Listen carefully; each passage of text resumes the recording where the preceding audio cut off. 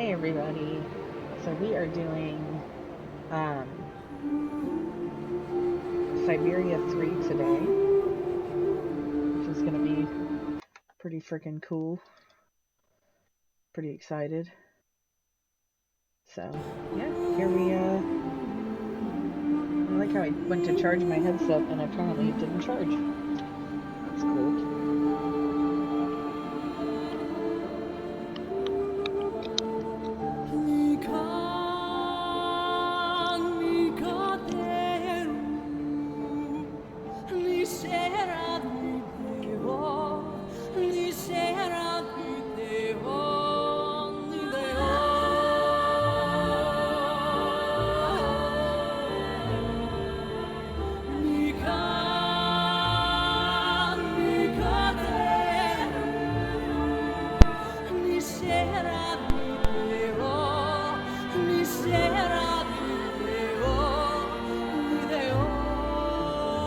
There we go. Sorry about that.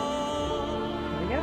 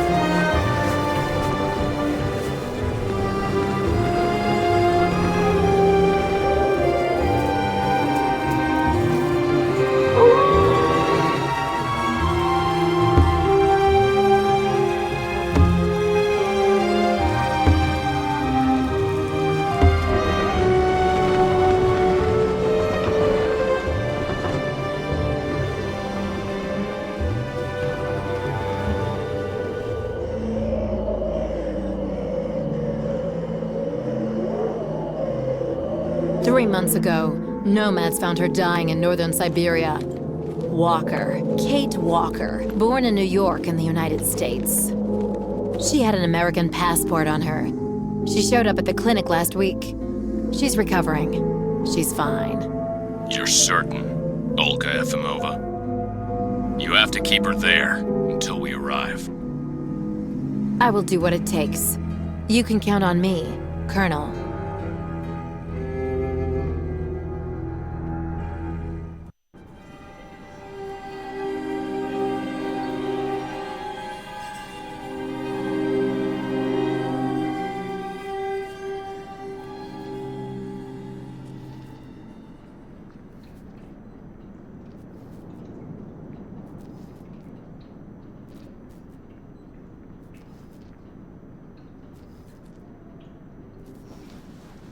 Oh, my head. Hello, Kate Walker.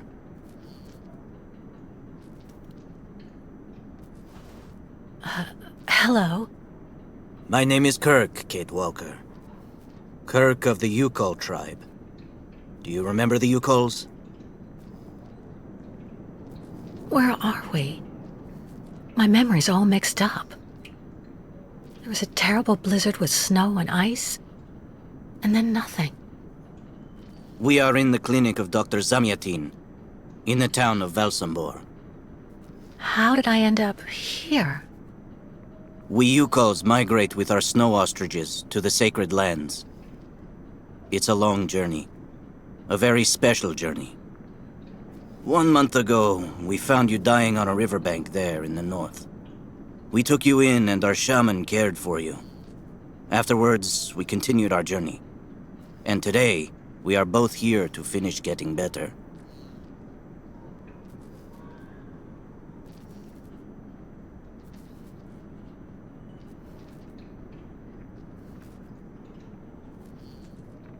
You lost a leg. It was an accident, you know. Some people don't like nomads like us. But don't worry about me. Dr. Zamyatin asked a master craftsman from Valsambor to make me a new leg, and he's going to put it on me when it's ready.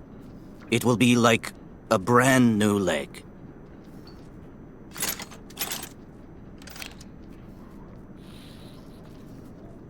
Why are you tied to that bed? That was the decision of Madame Olga, Dr. Zamyatin's assistant. She says I'm too restless, and it's the only way to make sure I get better. Apparently, it's going to take a long time to make my artificial leg. And in the meantime, my people are without a guide and are waiting for me, with the herd, so we can continue. The Yugels I've met didn't speak my language anywhere near as well as you. I'm very impressed. From time to time, missionaries and merchants came through our village. I learned very quickly, Kit Walker. It's important if I am to guide my people. I don't mean to be rude, Kirk, but aren't you a bit young for that? The spirits do not take age into account when they choose a chief for the Yukos. And the spirits are very wise. They do not make mistakes when they choose the one who will guide our people on the sacred migration. Why do the Yukels make the journey? My people live in symbiosis with the great snow ostriches, Kate Walker. Their wool protects us from the cold. Their excrement feeds our crops, and their meat feeds us. They are also our mounts and beasts of burden, so we must follow them wherever they go. And do they migrate because of the weather? No, Kate Walker. They go to the sacred lands to reproduce. It is an event that only occurs a few times per century. For the Yukos, it is rare to be able to boast of having participated in more than 3 migrations during one's lifetime. If you don't mind my asking, about your leg, what exactly happened to you? Soldiers bombed the route we were taking with our caravan. For no reason. Just to frighten us and force us to turn back. I was a bit too close to the explosion. A piece of rock. That's it. You mean the authorities did it on purpose? But why? They think that the snow ostrich migration has no place in today's world, and that my tribe should settle down once and for all. But we will never do that, Kate Walker. That would mean defying the spirits. And the Yukos fear the spirits far more than the soldiers. Well, Kirk, I'm delighted to have made your acquaintance. I guess I have to go tell the staff that I'm awake, I feel fine, and I have no intention of hanging around here. Of course, Kate Walker. I'm sure someone will be in the yard. Maybe even Madame Olga.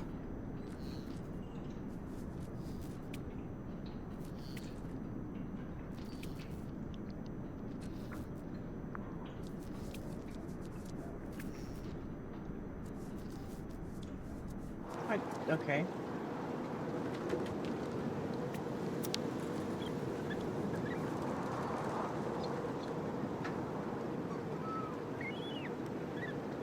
What's that owl doing here? Keeping an eye out for you, Kate Walker.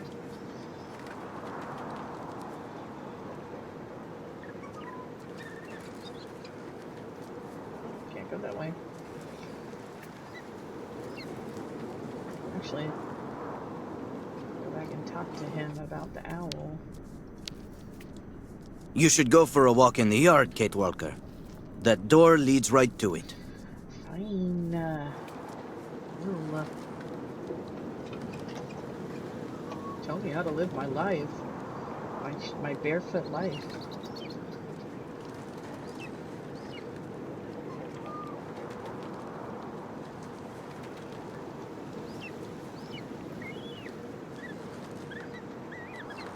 Oh, it's been so long.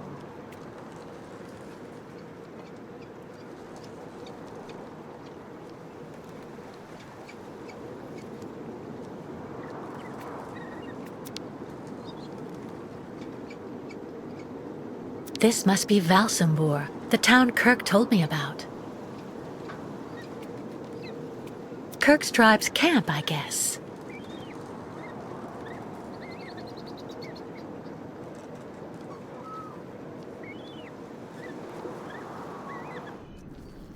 Oh my god, that's not...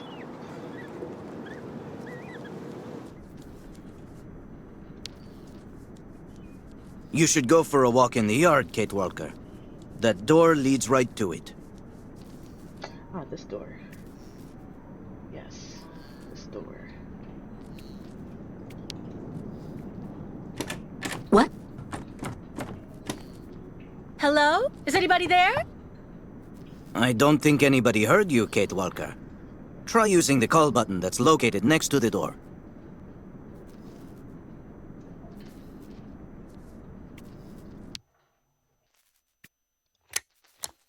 Nothing. It doesn't work, Kirk. I think I saw some of the staff using it the other day. Take a good look at the mechanism, Kate Walker. Maybe you can find a way to get it working again. Bolted tight.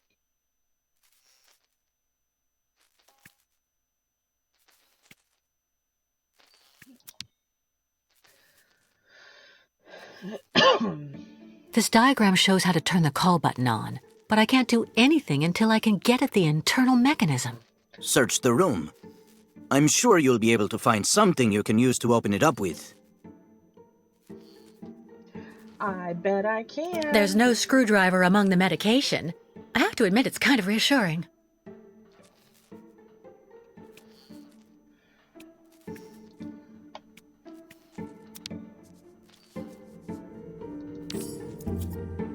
That should do the trick quite nicely. Now try to use it to see if you can repair the call button. I will. Damn tutorial.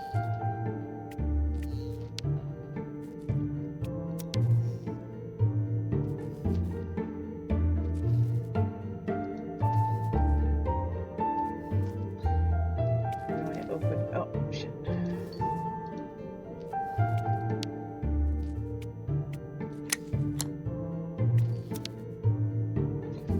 I'm not...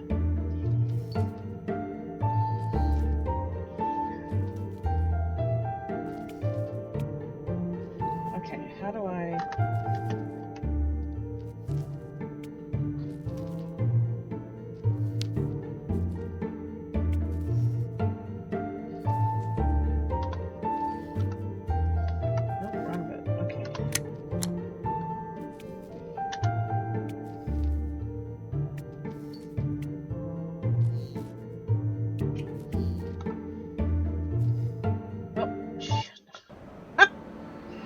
Alright, let me see if I can figure out celery object inventory. Okay, there we go. That's what I need. I don't know how these buttons work. Yeesh.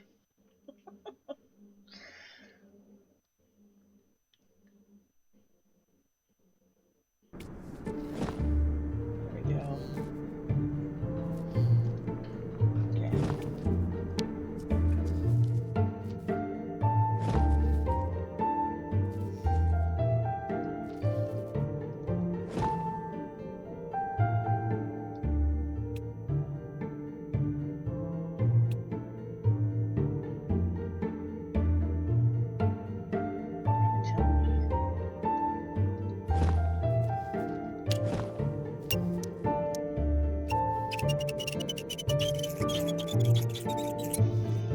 Right. Let's see if I can repair the mechanism. If you're not sure, maybe the diagram you saw earlier might help. Oh, it looks pretty straightforward.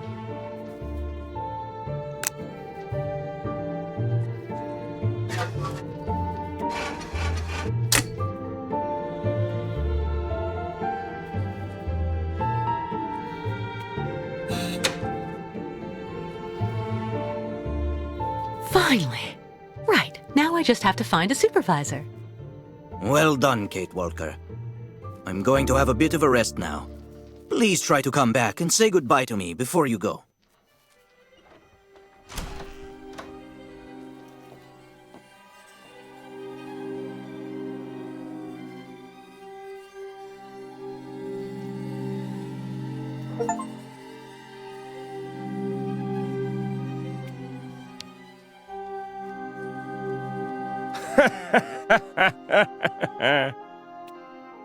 Someone should have a word with the maintenance department. Go hold your head under the ice water in the fountain, Nikita. That'll clear up your damn headaches. Not his time. Someone should have a word with the maintenance department.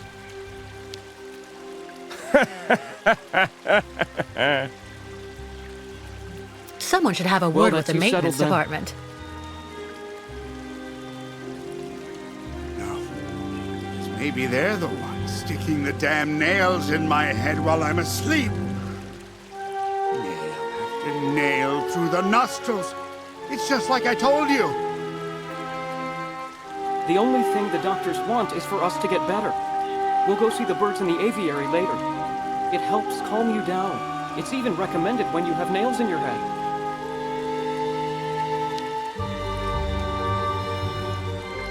Have you seen the mammoths too? Go tell the staff, that way maybe they'll believe me. And have you seen any dragons too? So you're finally awake. Has Dr. Olga been informed? Get your bearings. I understood that you'd be staying with us for a little while yet.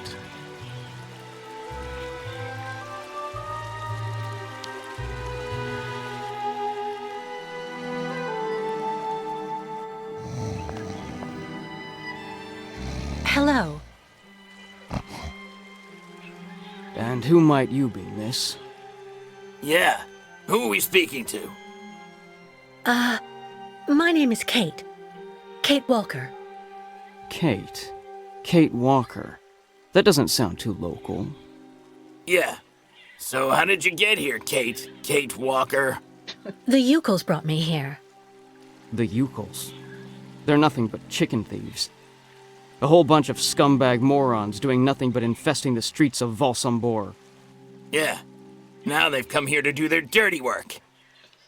You mean Kirk, I suppose. For 20 years we've been in this clinic. Since we got back from Baranor.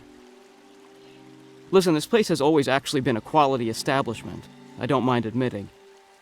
So we were pretty disappointed when we heard that Madame Olga is now letting in those degenerate scumbags from up north. Come on, Anton, come on. Madame Olga knows very well what she's doing. She must have her reasons for letting those midgets in here. Baranor? What's Baranor? A place. It's a goddamn hellhole.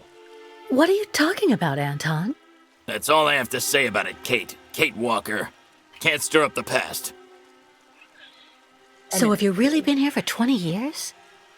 Yeah. At first, we were kept for observation with some of our buddies after that damn mission to, Baranur. Leon and me, we're almost the last ones still here now. We don't know what happened to the others. Gotta say, some of them were pretty bad. Worse than us. Some guys who got it pretty bad. Fortunately, Madame Olga looks after us right. They look after us nicely here. Yeah. She looks after us good. She's a real lady, if you want my opinion. I'll be leaving you then, gentlemen. Goodbye. See you around, Kate. Kate Walker. Yeah. See you around.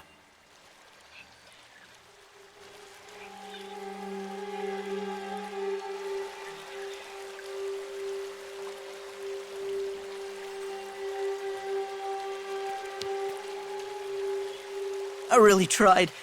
I tried to tell them I was a whole lot better. They just wouldn't listen. Whatever you say, they never listen.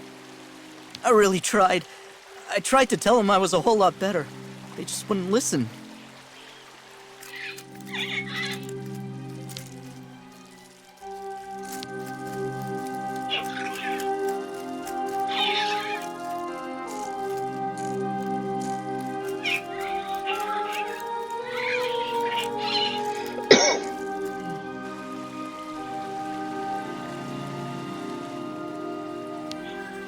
The light, the wind, the heat. I can still feel it all. I dream of it every night. Okay, buddy.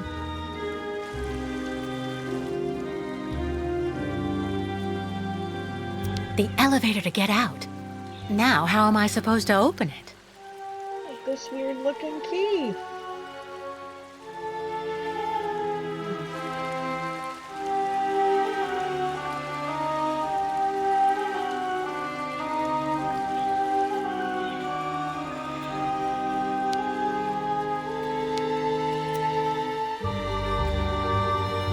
Don't go in there. Don't go in there.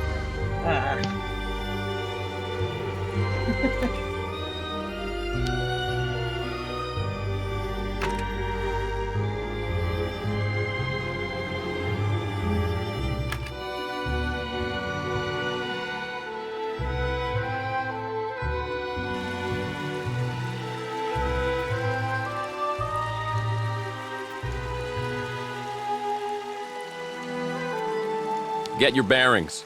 I understood that you'd be staying with us for a little while yet.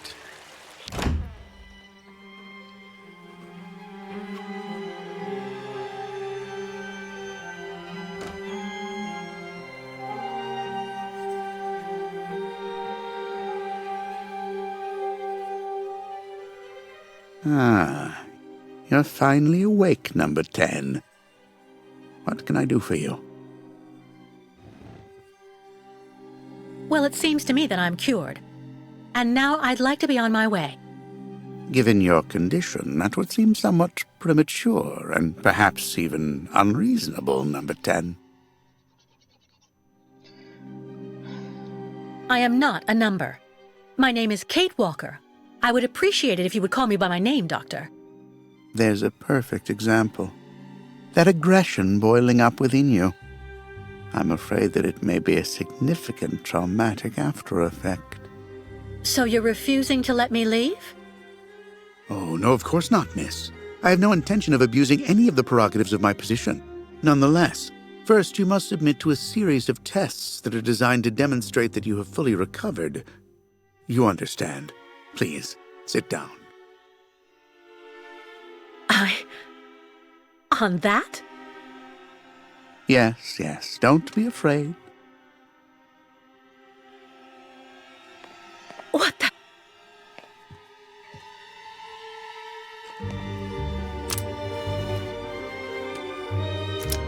Don't worry about these restraints. Merely a simple formality that's part of the protocol that Dr. Olga, our supervisor, has implemented. Right. I do believe that we can begin. Now, be so kind as to state your first and last names, age, and place of birth, please. My name is Kate Walker. I was born in New York, and I'll be 30 this year. Good, good, miss. Up until now, my device would seem to corroborate what you say. You're using a lie detector? It's procedure. Please stop worrying and talk to me instead of your friends and family. Are you on good terms with them?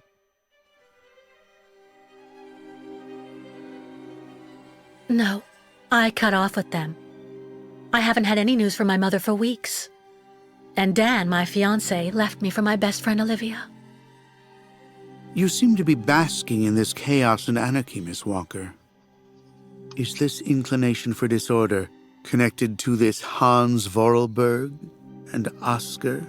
You spoke about them at length while you were delirious.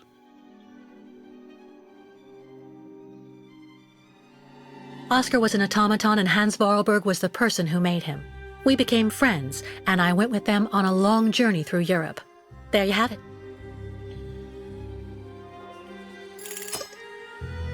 To be honest, what I'm interested in, Miss Walker, is that during your travels you were in contact with the Yuko people, the nomads who brought you here to Velzenbor.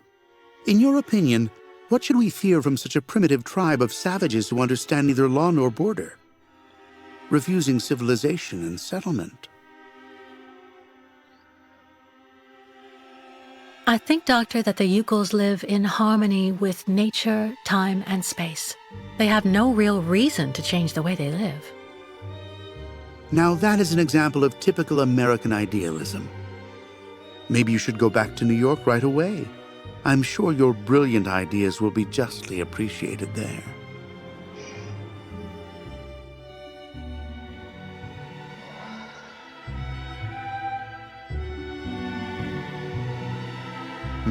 I see.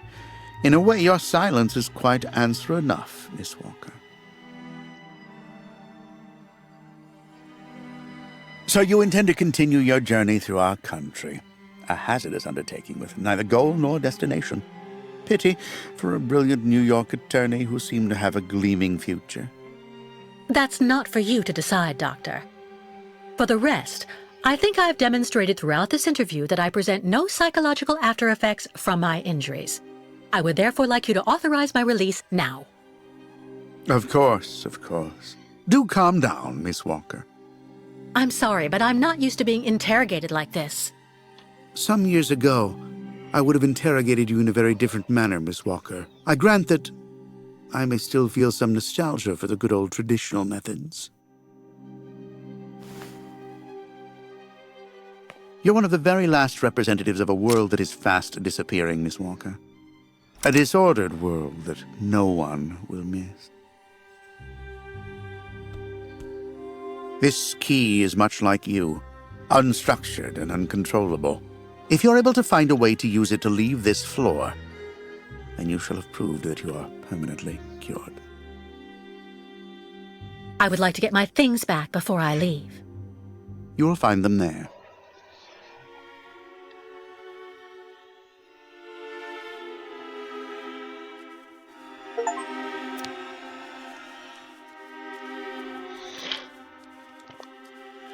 Just kept my stuff in a weird box.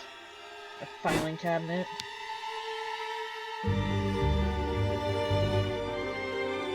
Turn around.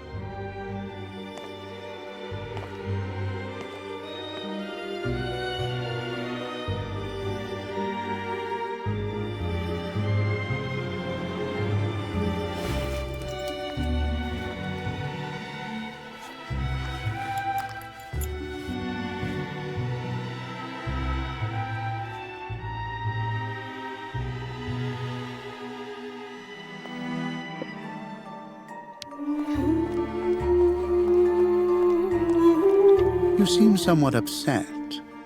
Try looking at the birds in the aviary. That should calm you.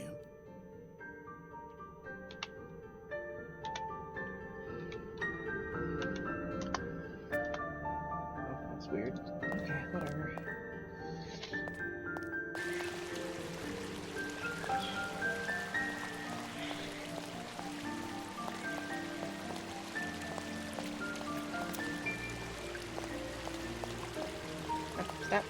Stop barking.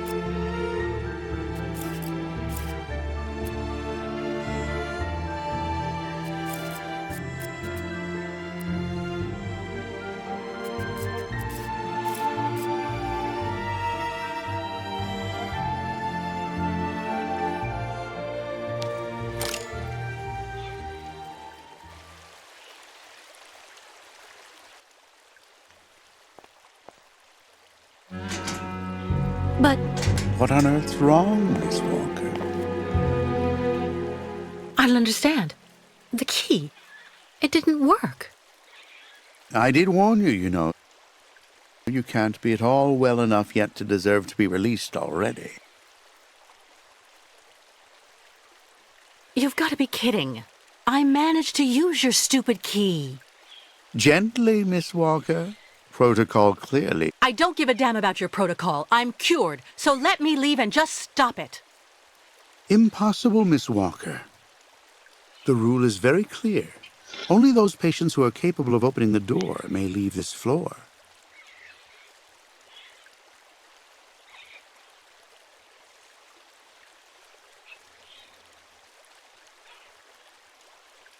Please, Doctor. Can't we come to some arrangement? I promise I won't say anything to anybody if you let me leave. I'm perfectly immune to your rather sad attempts to bribe me, miss. If you do indeed want to leave the clinic, you must open the door. Fine. We'll open the door. There's a problem with the key. That's obvious. I need to find out where it comes from.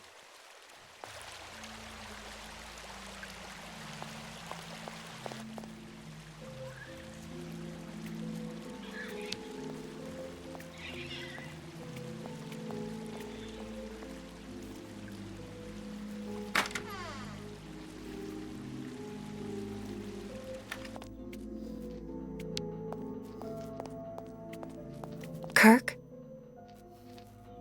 Sleeping.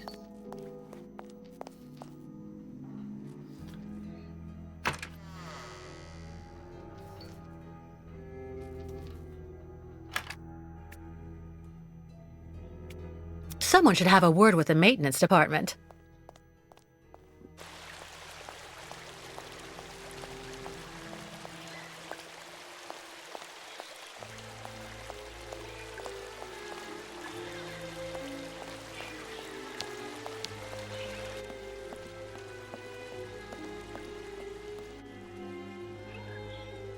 Can you tell me where the exit is, please? It's there.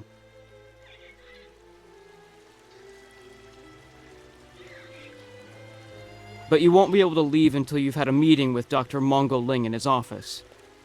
Yeah, he's the one who knows if you're cured or not. I'll be leaving you then, gentlemen. Goodbye.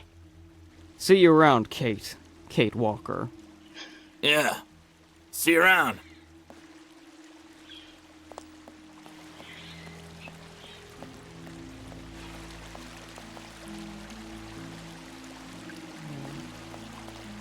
Go back and find those birds. Over here.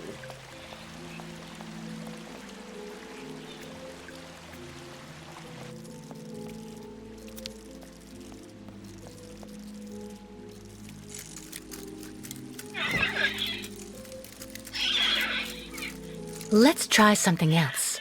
Impossible. Nothing.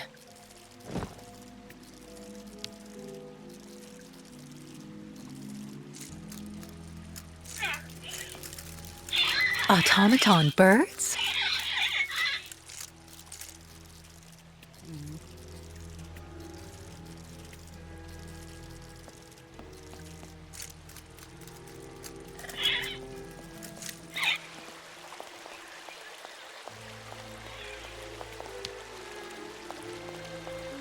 I really tried. I tried to tell them I was a whole lot better. They just wouldn't listen. Okay.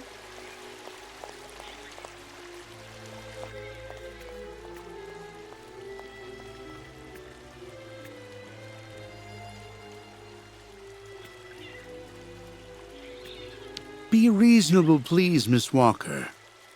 I'm sure that with our treatment, in a few months you'll regain all of your faculties, and you'll be able to leave the clinic perfectly cured.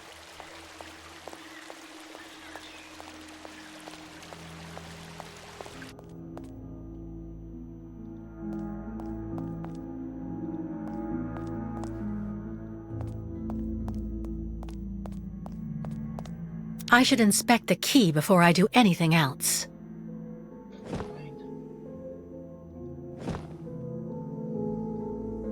I already know that everything works here. Let's check the key.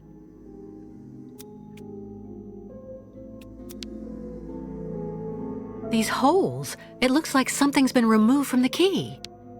No doubt about it, my key's been deliberately damaged. I need to find a perfect copy if I want to be able to repair it.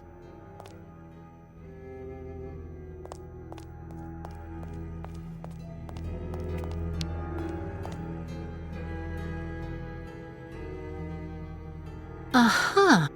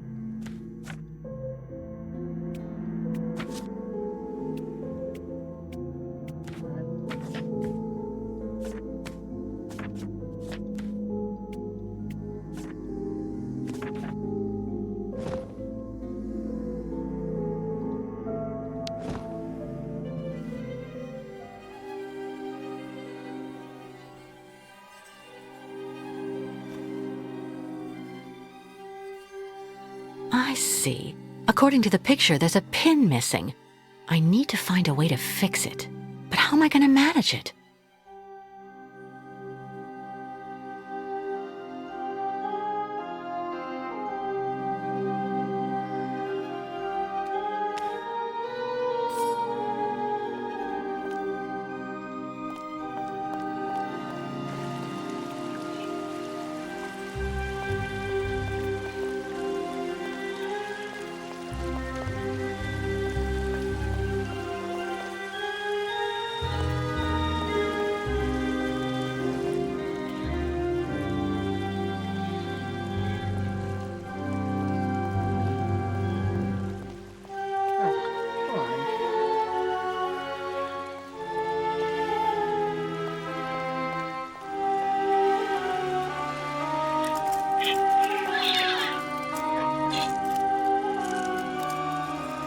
Automaton birds?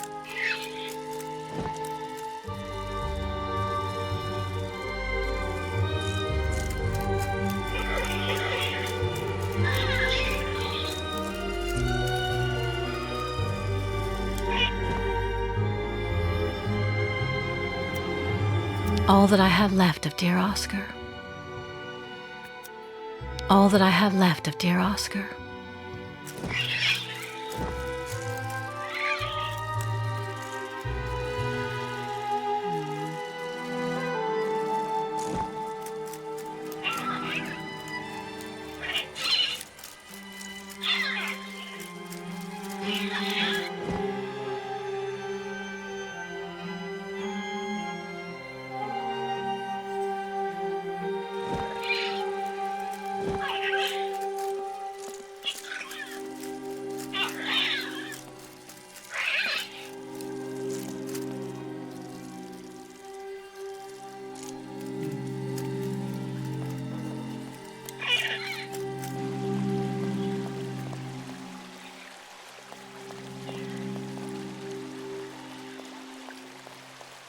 Ooh, let's go back in our room. See if we can. Room, which is, I don't know why I walked around the whole thing again.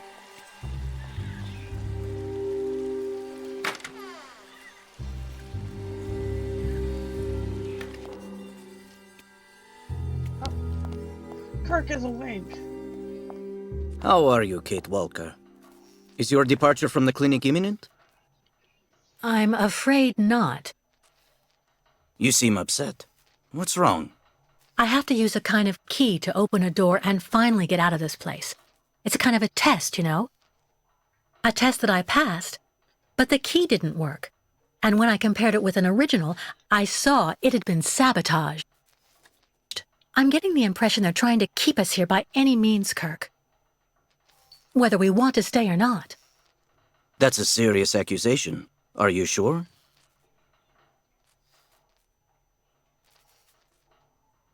The proof is building up. First there's that key which doesn't work, and that bed you're trapped in, and your missing prosthesis. It's true that I've been very weak since I began Madame Olga's treatment. But she says that it's normal. She calls it temporary secondary effects. We really need to get out of here, Kirk. Unfortunately, I cannot undertake the long migration of the ostriches without the mechanical leg, Kate Walker. But you, on the other hand, you can leave. But how? Show me the model of the key you told me about.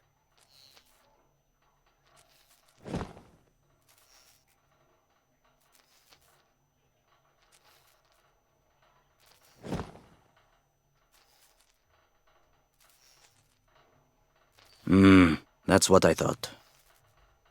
With this, my tribe's smith should be able to repair your key. If, of course, you find a way to get it to him. I doubt they have a postal service here. Go onto the balcony. Our shaman's messenger is never very far. I use it to communicate with my people. You can give it the key. It'll take it to my tribe's smith. Got it. Thank you so much, Kirk.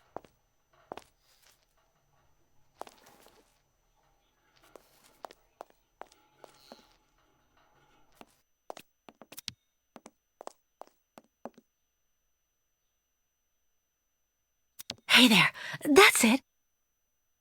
Come on, come here.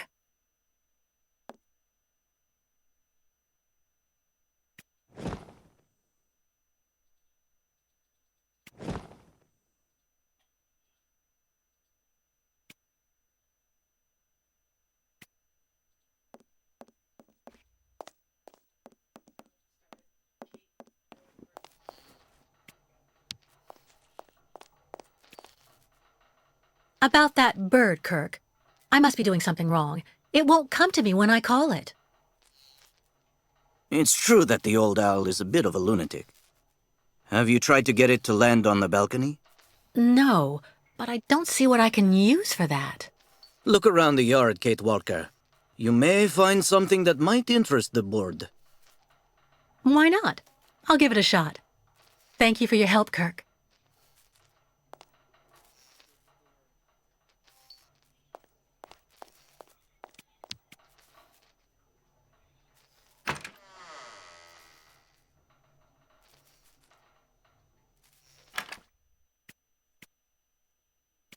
Wow.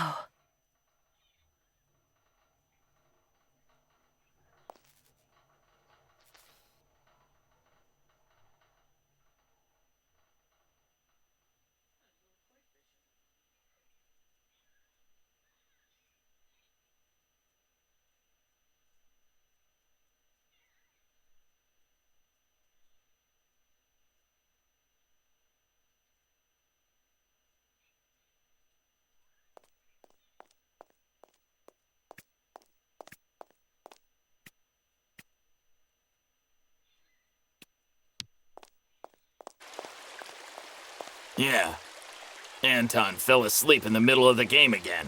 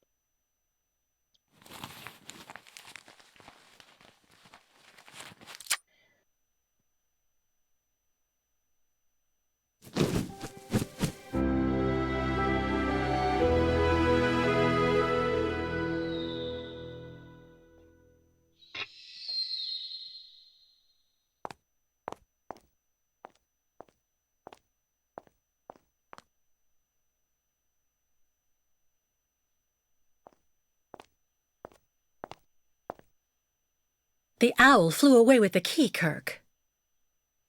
That's good news, Kate Walker. Now we only need... Kirk. What's wrong?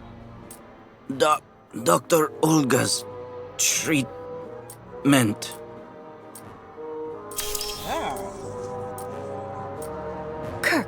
Kirk, can you hear me? Wake up! Come. No need to be alarmed, Miss Walker.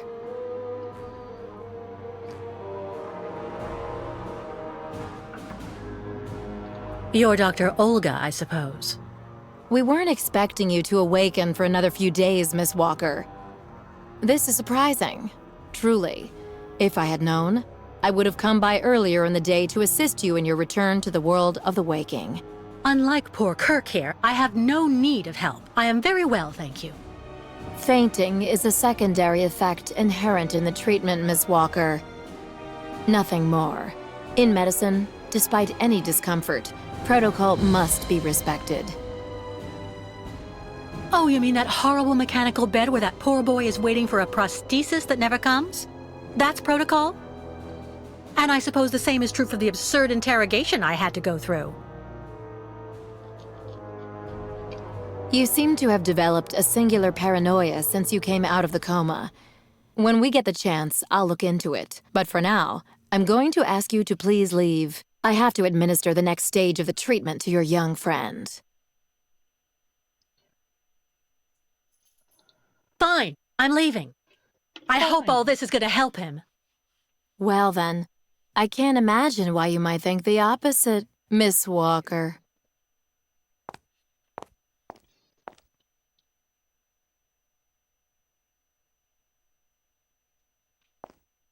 How is he?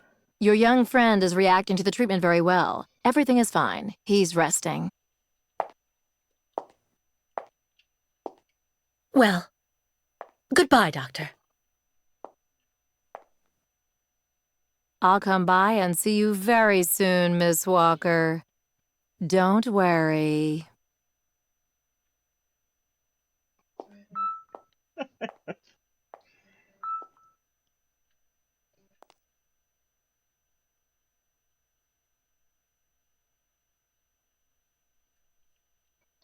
Let's go check on Kirk.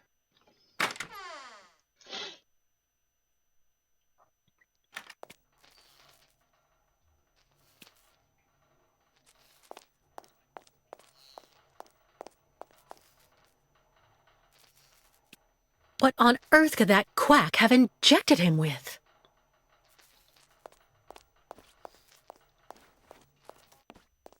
Hey, you're back.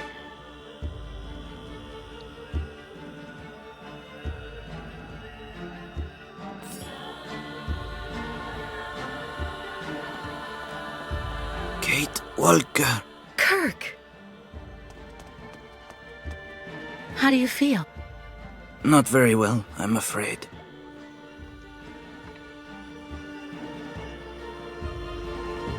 This situation can't go on, Kirk. So what can I do to help you get out?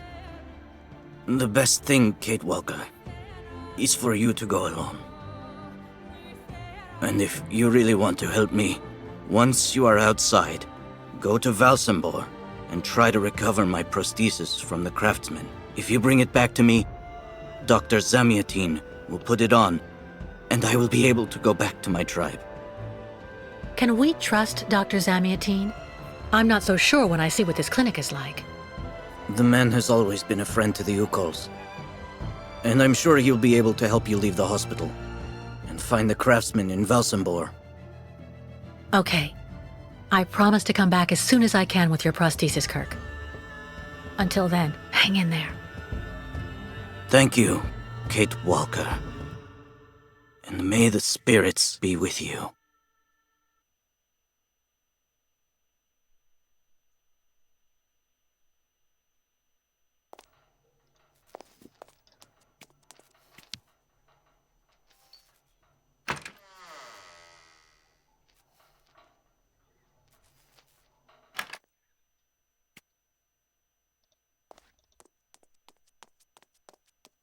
Run.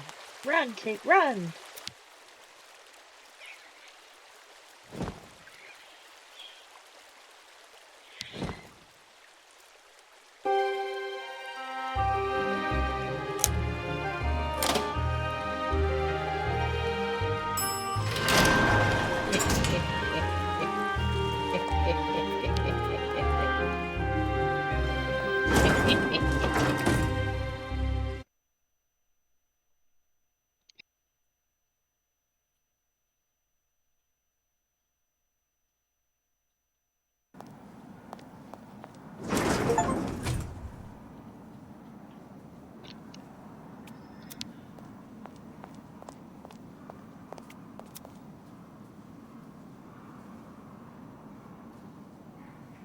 can't read any of this. Oh, Zamiatine. Okay. Probably go this way.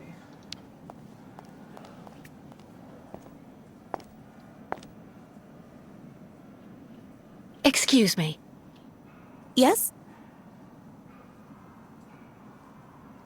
I'm looking for Dr. Zamiatine. He's in his office. You'll find it in the small corridor back there. The first door on your left. I would like to leave this clinic. Would you mind telling me where the exit is, please? Well, usually I'd have told you to go over to the other side of the courtyard to take the funicular that goes down to Valsenborg. But it seems Dr. Efimova has shut off the entire clinic for security reasons. The funicular has been stopped until further orders. I see. Pretty gloomy clinic. It could do with a bit of human warmth. It used to be the fortress of the Dukes of Valsenborg, the ancient rampart standing against invasions from the east. The inhabitants of Valsenborg took refuge here and often escaped the besiegers through mysterious secret passages. When did it become a clinic? That was 20 years ago, thanks to Dr. Zamiatine. Thank you for all that information. I'll be going now. Maybe you should head on back to your room and wait until they say the funicular is fixed and back in service. I'll think about it. Goodbye. Psych.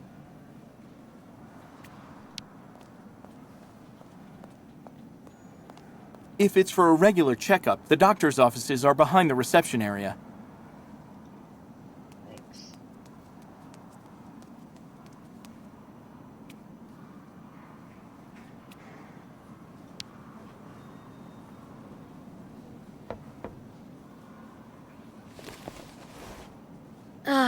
Dr. Olga? Nobody. Maybe not such a bad thing.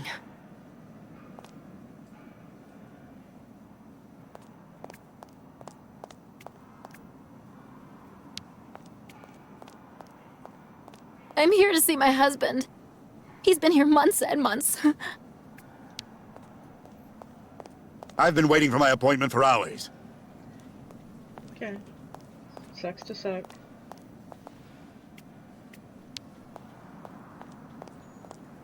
Why not have a seat for a bit in the waiting room? It's just near the offices, right behind reception. The funicular is out of service until further notice. Why not have a seat for a bit in the waiting room? It's just near the offices, right behind... Ah, hello, Miss Walker. How very delightful to see you up and about. Even if I really have to admit that I'm a bit surprised. Our dear Dr. Olga painted a far darker picture of your current state of health. I don't want to say anything bad about someone you seem to appreciate, Dr. Zamiatine, but quite frankly, Dr. Efimova worries me. Ah, and why is that? She and her associate, Dr. Mangling, put me through a real interrogation.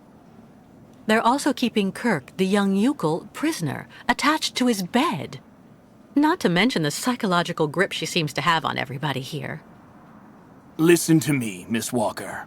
I know that waking up after a prolonged period in a coma is difficult. In such a context, anxiety attacks are very normal. But please, do not project it onto Dr. Olga.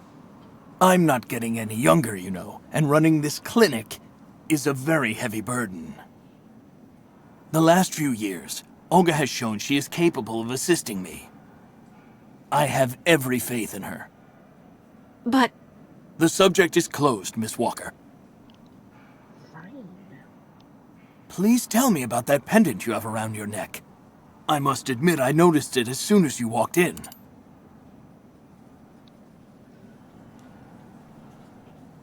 it belonged to Oscar, a friend who passed away. I understand, Miss Walker. I myself have borne the weight of grief for decades now. Wearing a token from someone dear to you is a natural thing. Dr. Zamiatine, I promised Kirk I'd go to the craftsman in Valsenborg and bring back his mechanical prosthesis. The poor boy has been waiting for it for ages. so I'd like to try to speed up the process. Would you tell me how to get there? Now there's a truly noble initiative, Miss Walker. I asked my clockmaker friend Simon Steiner to manufacture the young Yukol's mechanical prosthetic leg. He's a capable craftsman and ingenious. You'll find him in his workshop, near the Valsambor port. I imagine he must almost be finished with his work by now. He makes amazing things. You'll see. Can you authorize my release so that I can see Dr. Steiner? Unfortunately, I've been told that the clinic is in lockdown. You will have to ask Dr. Olga, Miss Walker. She signed the current order to lock our establishment down. She's in charge of giving out the passes.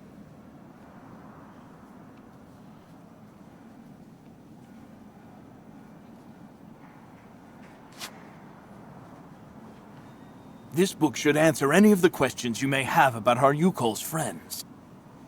Farewell and bon voyage, Miss Walker.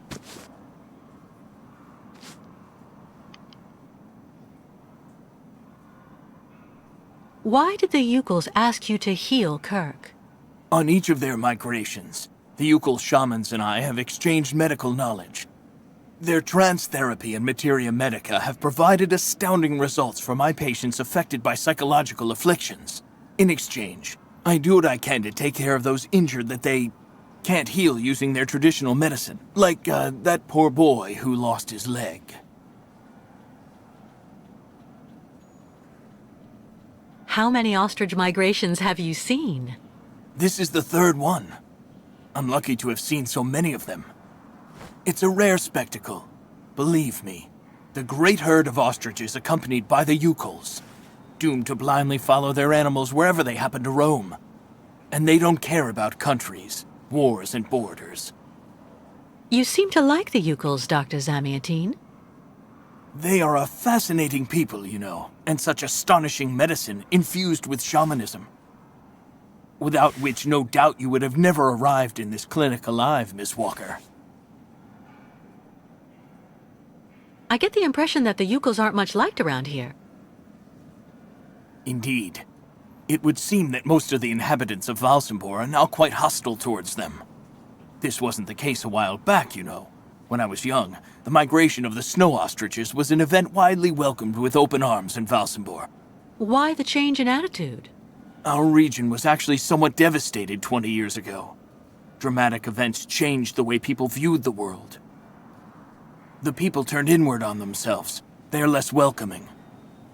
And the fact that the Yukols have been stuck here, next to Lake Valsambor for several weeks, hasn't helped. It's really necessary for me to ask Olga's permission to leave? You're the director of this clinic, after all. Olga is my right-hand woman. I can't keep her uninvolved in current matters, Miss Walker. She is also currently your doctor. You should really talk with her about it. She isn't as evil as you seem to believe. You'll find her in her office, most probably.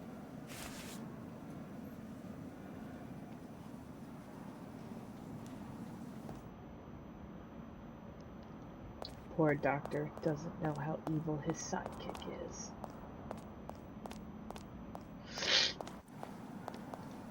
Oh, the door is open. Go, go, go, go. The American is awake. You must hurry, Colonel. How is she doing? Fine, apparently. She is docile for the moment. This may not last too much longer, I'm afraid. And what about the tribe of nomads? Just like the past 2 years, Lake Valsambor hasn't frozen over, so the herd can't cross the ice. They're stuck here. And also, their young guide is still in our control. If everything goes as planned, soon the Yukols will have no choice but to go back home. Especially as I have a plan to speed things up. Fine. There's also the American detective, Colonel. He should be arriving soon. Let him meet with Miss Walker if that's what he wants to do. No point alarming him just yet. But when all is said and done, we're the ones who are handling the young woman's case. No American is going to come here and tell us what to do.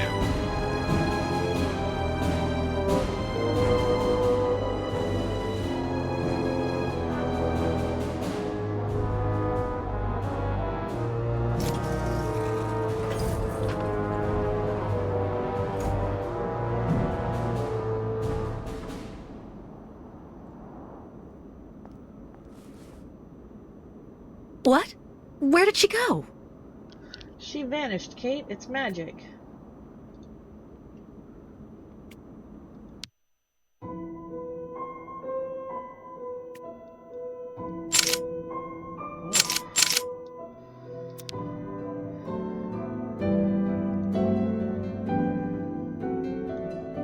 yeah, I have no idea what I'm doing yet. Okay, let's wait just a second.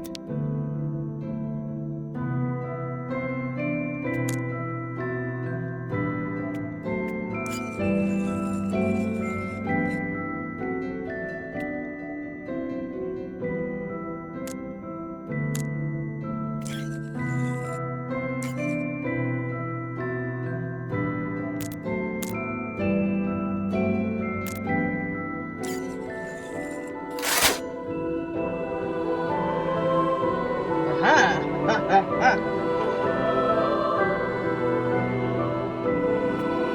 Wait just a second. I'm gonna go explore this over here.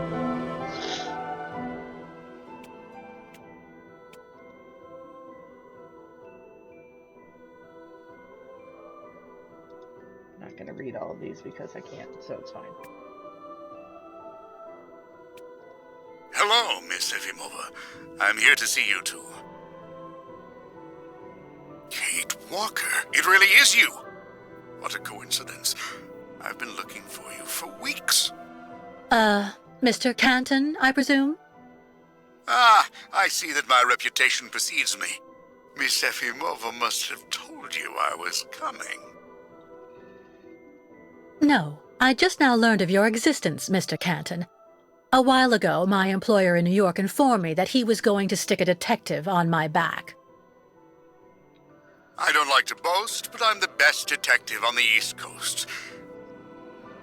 Never a problem with me. I've been asked to bring you back home safe and sound, Miss Walker. I should be in Balsamore in a few hours.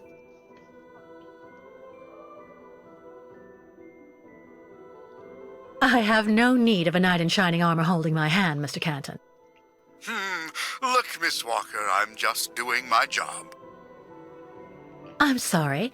I'm afraid you've made the trip for nothing. Yes. I mean, I'm not so sure. The Justice Department is looking for you, you know. The feds are looking for me? But what's the charge? I've done nothing wrong. Embezzlement! Apparently you took off with a contract for the sale of the Clockwork Toy Factory in Vorarlberg. And you took advantage of the seller's senility. You're even suspected of being responsible for the death of one of them, a Mr. Hans Vorarlberg, the last heir authorized to sign contracts with the company you represented. That's not negligible. You know, Miss Walker. This is completely ridiculous. And as far as I know, you aren't authorized to represent the Justice Department in this country. You're just a detective. So you'll have to put up with it, Mr. Canton. I'm not going back to New York with you. So leave me alone. Yes. Wait, Miss Walker. Please be reasonable. You just accused Goodbye, her. Mr. Canton. Be reasonable after I've just accused you for massive crimes. No, bro. Go fuck yourself. Okay, so we're doing what it is. Blue, blue, red, red, green.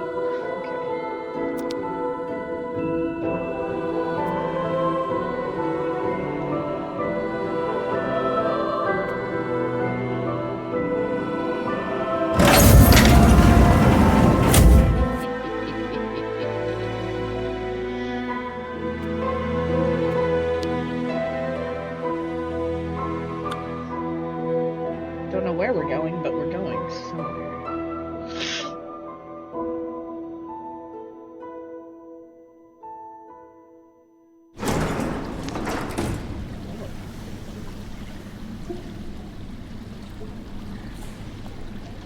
Charming.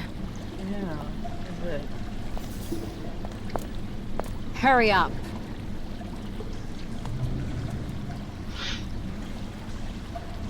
Yes, Dr. Elfimova. I'm doing whatever I can. Get this damn tap open in the end, you'll see.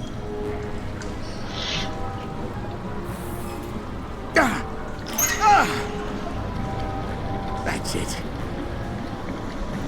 Well, that should convince the Yukon scum to strike camp and go back where she came from.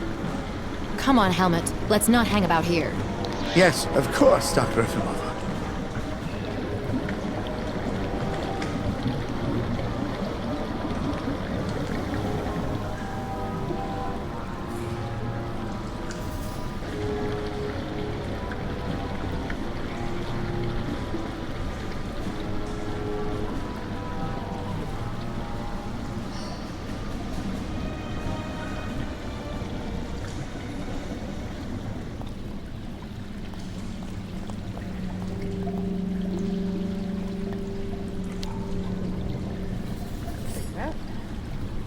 Empty gas can.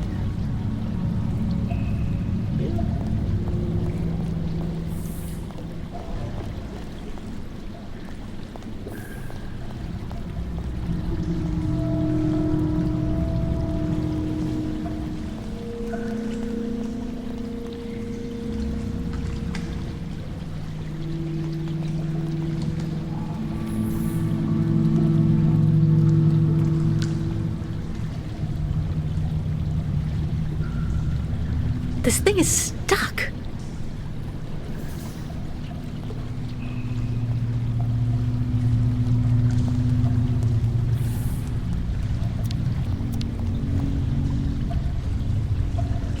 You've got to be kidding.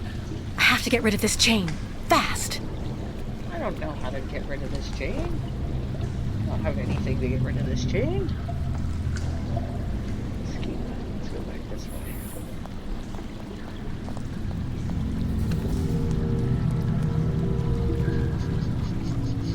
Anyone over here? Oh, what's this? Hydrochloric acid. She can read Russian. That's nice.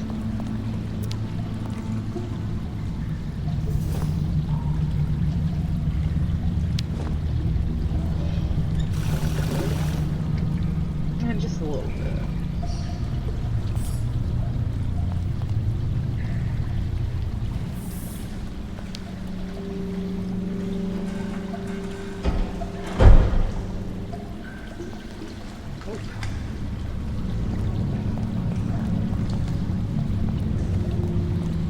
No, stop. Go that way.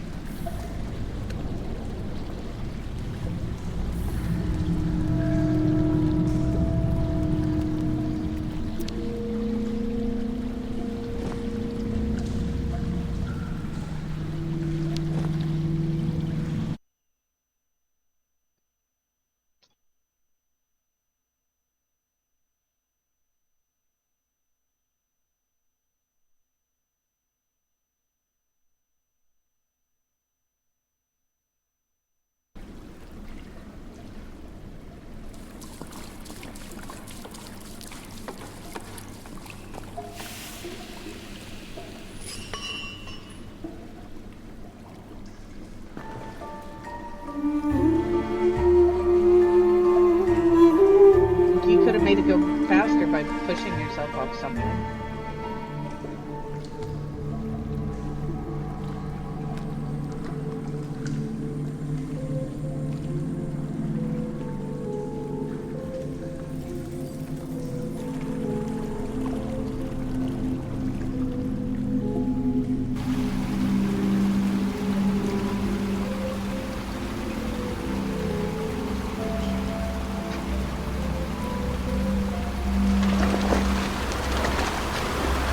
That's your head.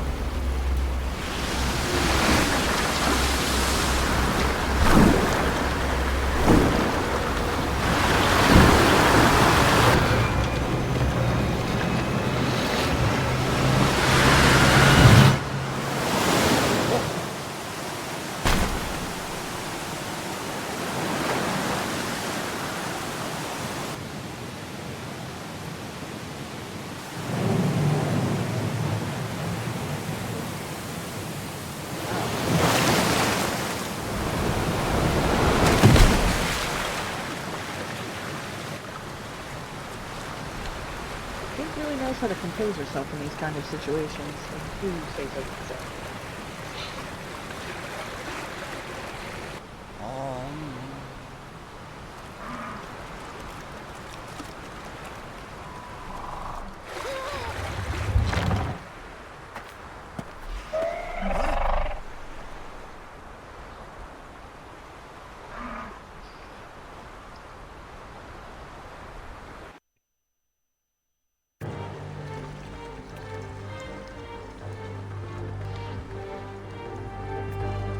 Quickly, or all ostrich is lost. Miss Catwalk, help please! Miss Catwalk! Pew pew beaklaka. Yeah, I see it. Miss Catwalk must do something! Quick! Ah! Ostriches maybe die poisoned?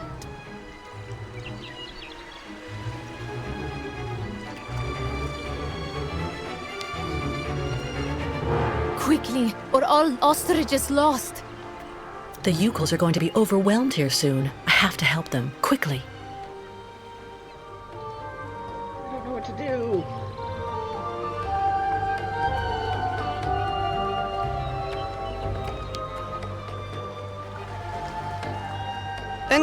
Engenemuk. Tuk. Bikolet. Miss Kitwalk. Senvenu tuk. Minimir Buruth.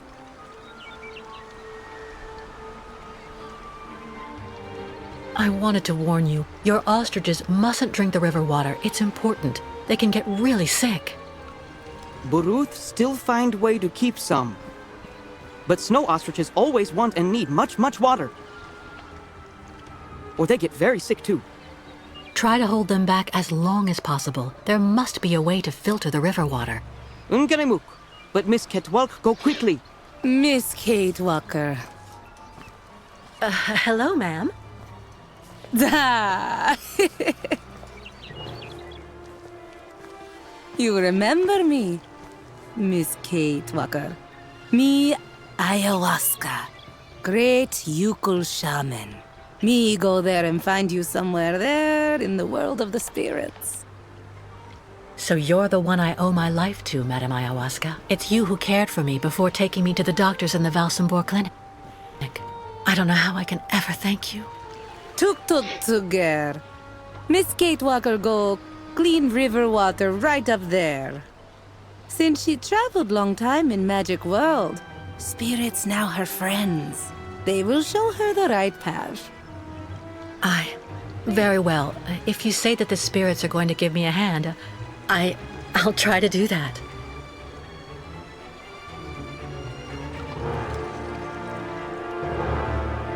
Run, Kate, run!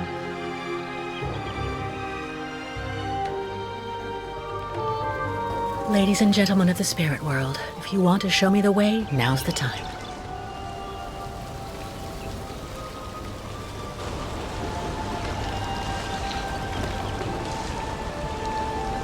Just had to ask, I guess.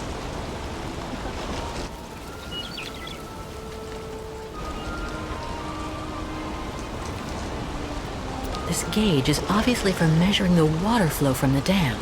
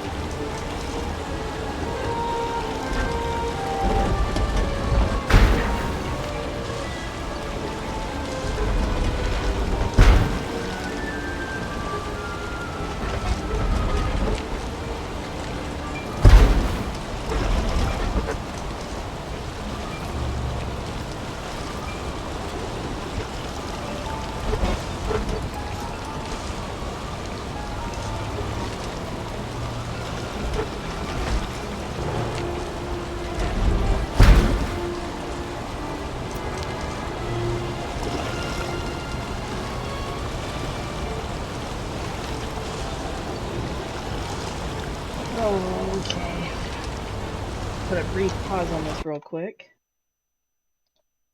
Because I'm going to put pizza in the oven. I'll be right back.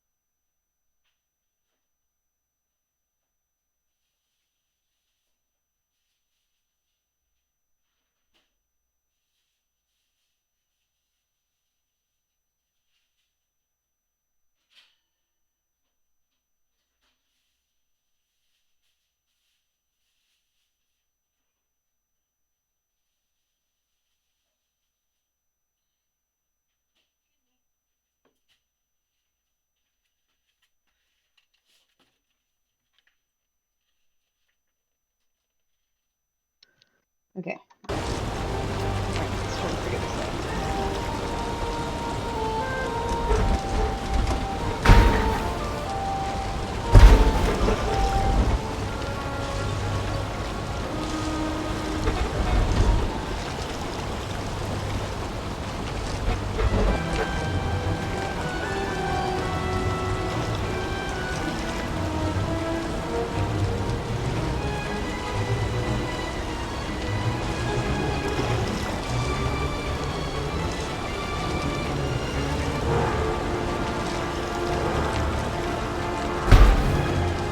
Close all of these.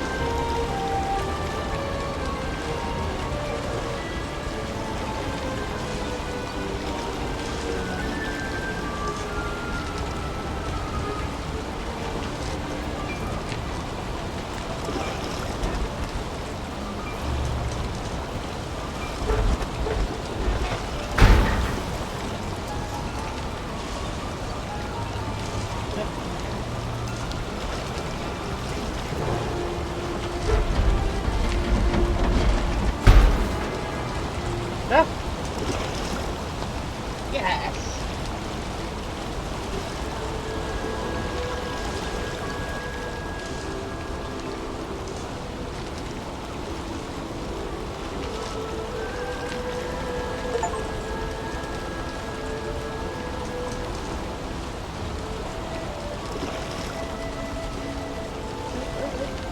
The water is clean now, but who knows how much damage has already been done.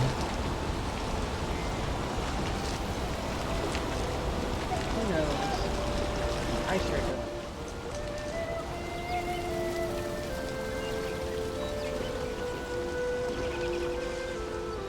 Oh, this is motion sickness.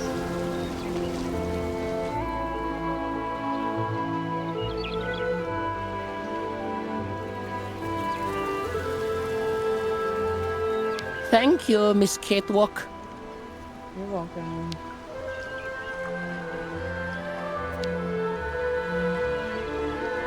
Miss get well perform miracles, Moak.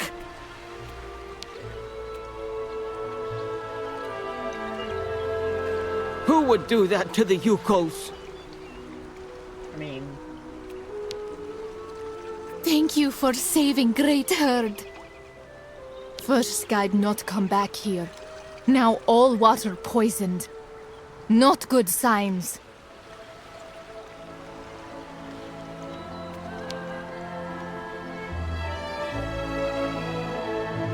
Who would do that to the Yukos?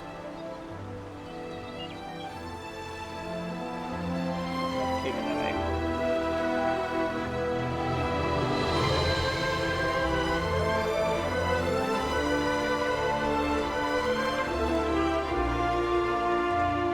Bairtla, Misketwalk. Thanks you and spirits. Ostriches saved. Be careful all the same, Mr. Barut. The dam filtering the water may not hold very long. Sa! Yukos leave here fast to make sure Ostrich is safe. But not possible without Kirk. Him, our See guide. the Yukis in the trees. I just came from the clinic. Kirk and I shared a room. Sa! How going, Kirk?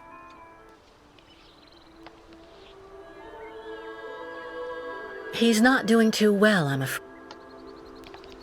afraid. Dr. Efimova, who's looking after him, is a lacko, as you say. A real nutcase who hates your people.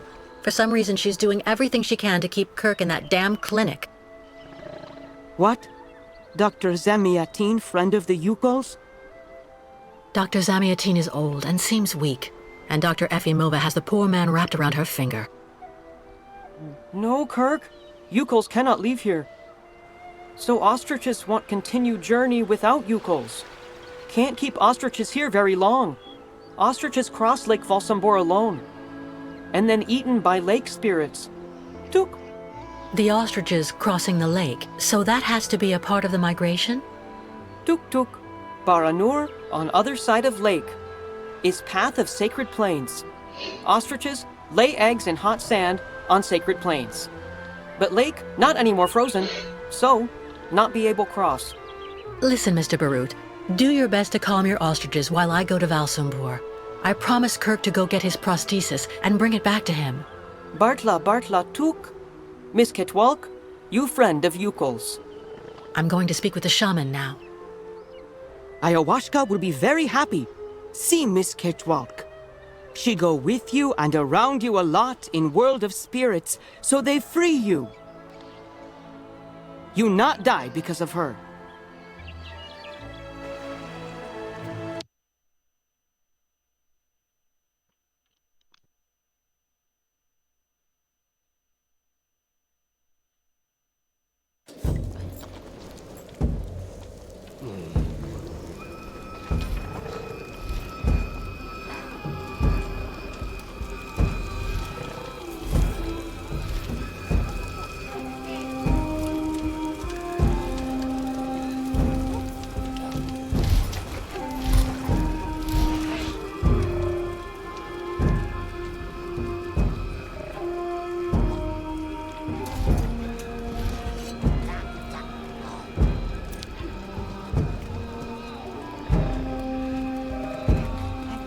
What a strange sculpture.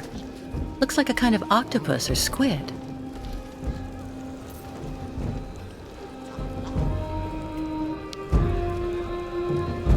Hello. Ha ha! Kunuk Mak, Miss Catewalk. Like collect souvenirs? Well, that sculpture there. Ha ha! Kilak. That great spirit, very bad, Miss Catwalk. Evil monster of water in Great Lake.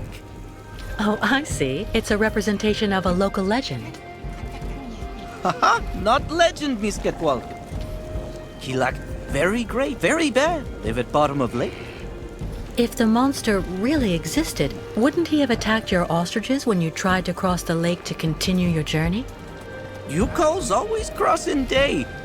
Kilak not like day and light. Always when lake frozen. Kilak not be able to cross ice to eat ostriches then. But now, lake still not frozen. Ostrich is impatient. Not good, not good.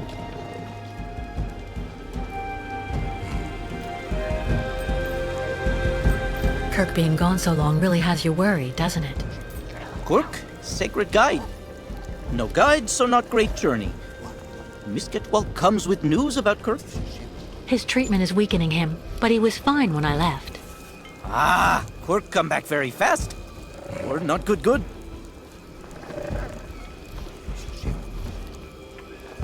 Sorry, got up. I'm sorry. Slow. So, how's business? Tuk. No more client tourists here. No more like you calls in Valsambor. Not good for business. Why don't they like you here? You calls stuck staying too long in Valsambor. Not good. Must leave fast.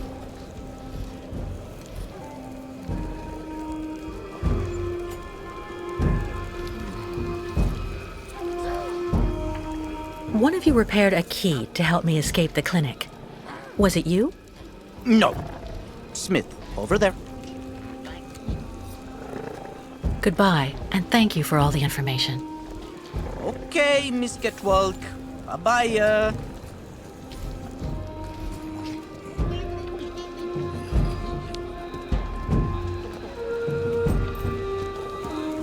I don't understand why the mayor put the Yukels on our doorstep like that.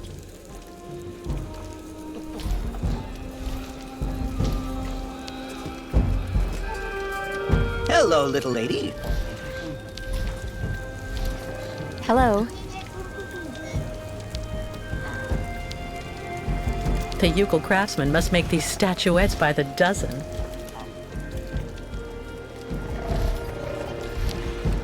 Oh my god, child.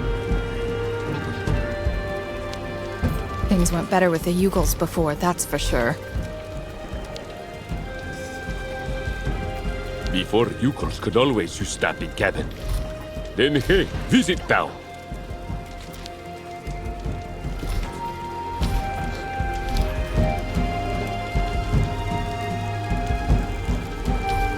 This forge is magnificent.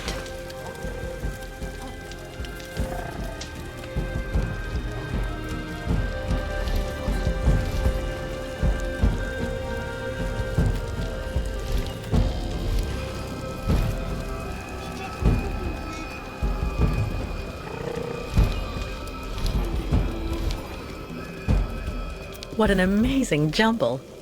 Not at all like New York markets. High-end tourists liked Yukals before. Yukals not stay too long time around Valsambor.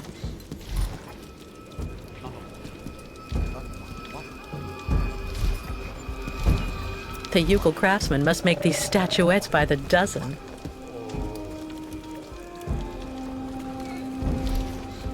I can go inside this yurt.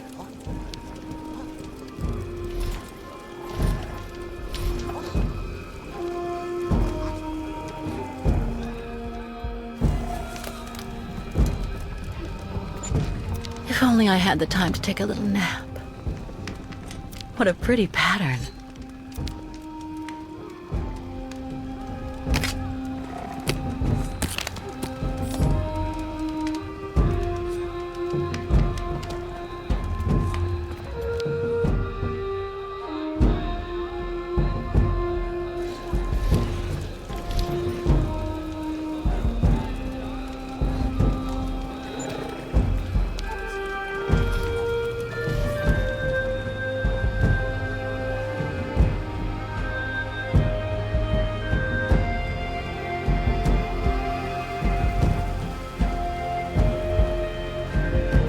Clinic.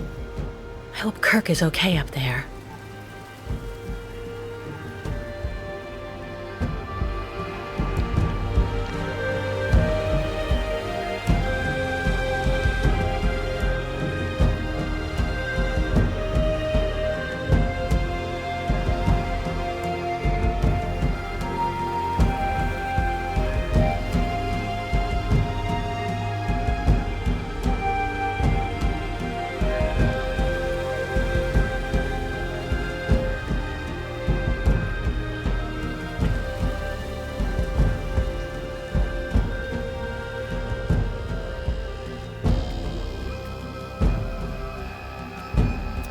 A checkpoint for the municipal employees.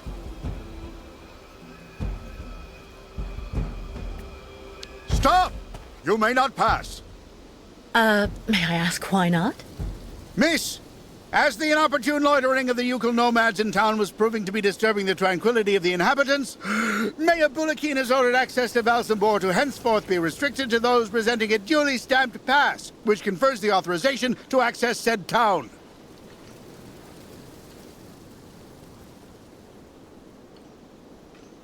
Sir, I really don't think I represent a danger for Valsambor. Plus, I'm not a Yukel. My dear young lady, your physiognomy is not sufficient. Only presentation of said municipal pass shall be acceptable. Listen, I really need to get into town. Without a pass, you shall not pass. Do I really need a pass?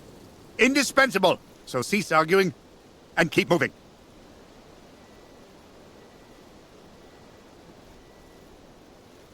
Do I really need a pass? Indispensable. So cease arguing and keep moving.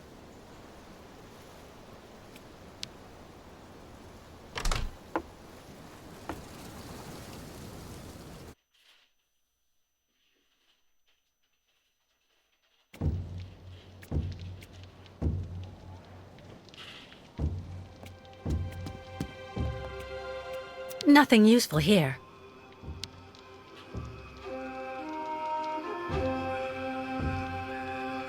A stamp. Looks like something's missing, though.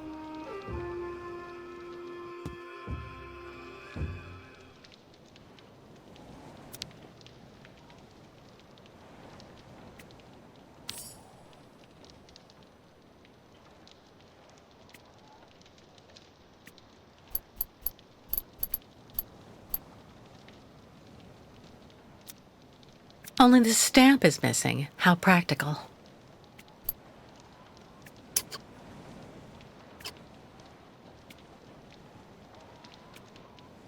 There's a shape ingrained in the leather.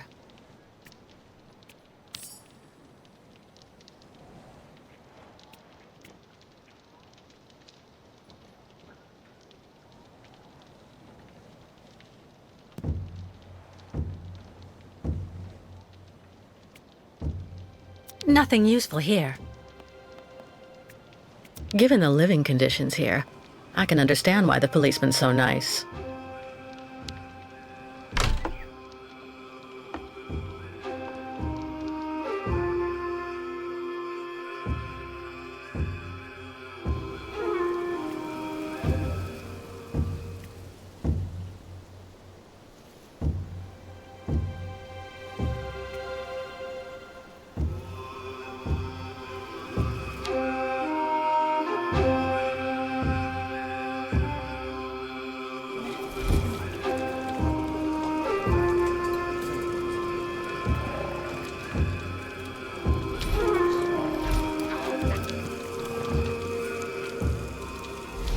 This forge is magnificent.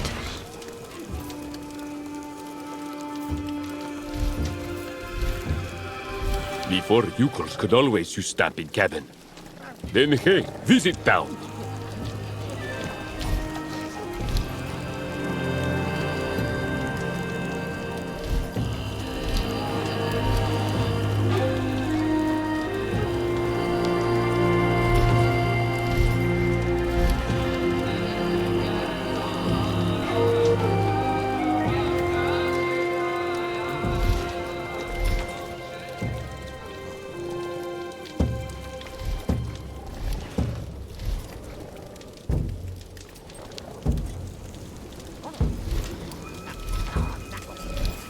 Business not so good. Authorities become hostile. Reaching sacred lands of Oxford is very difficult in these conditions.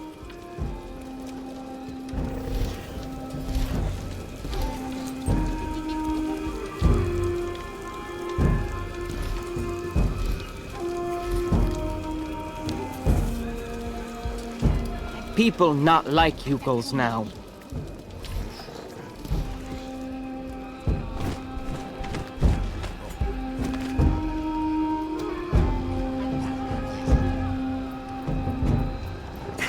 Miss Kate Walker.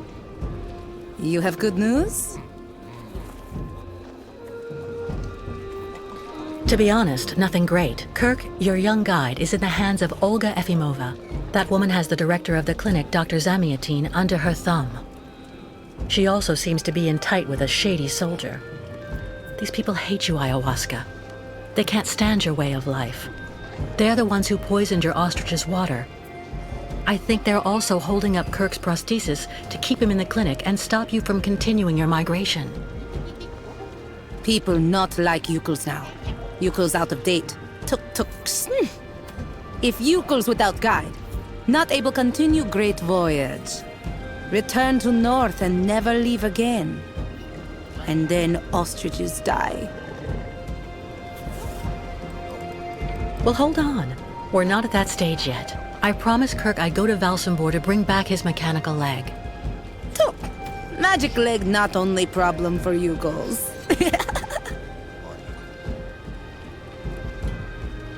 What's the other problem? Ayahuasca sees bad spirits everywhere on long road for Yukos. Now, many very, very bad spirits on lake, and also after. Baranor, very dangerous. Bad luck everywhere.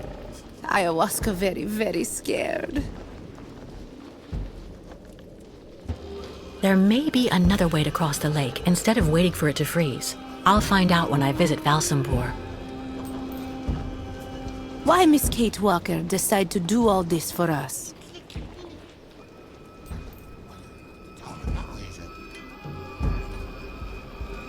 We have the same enemies, I think. Our fates are connected.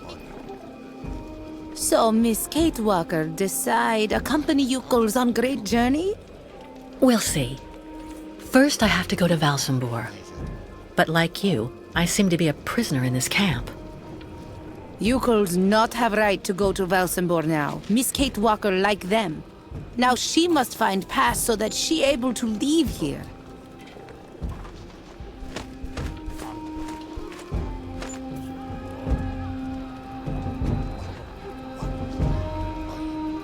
Strange the lake taking so long to freeze. This must be a consequence of global warming. Bad spirits at bottom of lake make water very hot. Really nasty bad spirits everywhere now.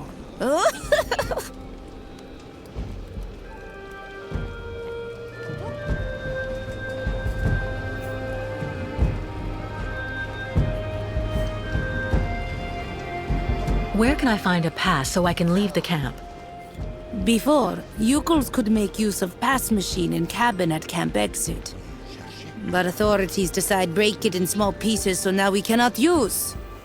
Miss Kate Walker should ask client tourists in Valsambor. I was told about everything your tribe did for me when you found me. Thank you so much. Miss Kate Walker cured. That's what counts. Job of ayahuasca. I'm going to try to find the pass that you told me about. Miss Kate Walker, go quickly. A hide. Must be for making clothing.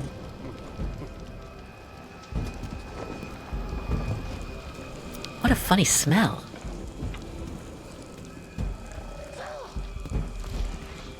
Sinister.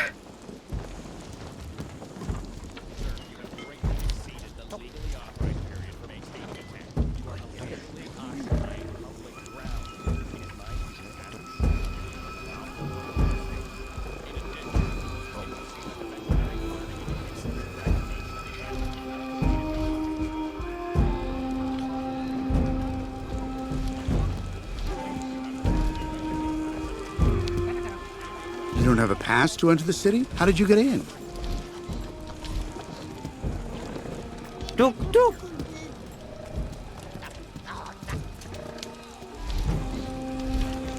I'm sorry, but I can't give you my pass to the town. Otherwise, I'd be stuck here just like you, right?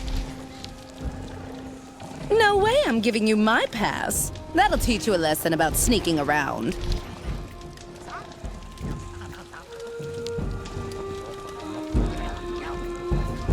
Give you my pass to enter the city, and then what next?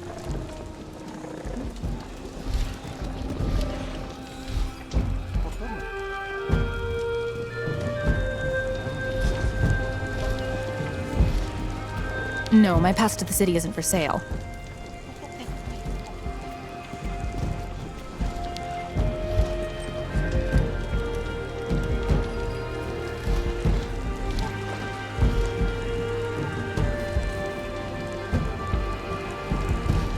Sir, excuse me. Hello, miss. You're not actually from here. I can hear it. What on earth is a young American doing in our beautiful land? Business? Or perhaps tourism? Oh, it's a long story, believe me. I see. In any event, you must try and visit our town. You know, Valsambor is very charming this season. And may I suggest you drop by my tavern? It's the best restaurant in town.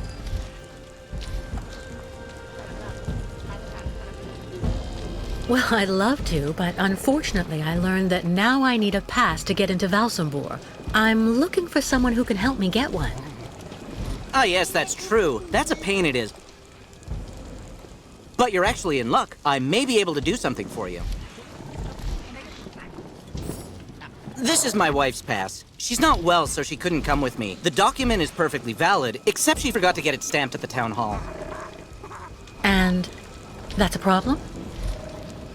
I'm afraid so. Without the stamp, the document is worthless. Not that long ago, you just needed to get it officially stamped at the police checkpoint, over there at the camp gate. But there hasn't been anybody there since the town decided to come down hard on the U-calls. So this pass is useless? Not necessarily. You need to add a stamp that looks like the official Valsambor seal. The police aren't that sharp-sighted around here, I have to admit. Anyway, I didn't say a word. Good luck, miss. And don't forget to drop by my tavern when you're in Valsambor.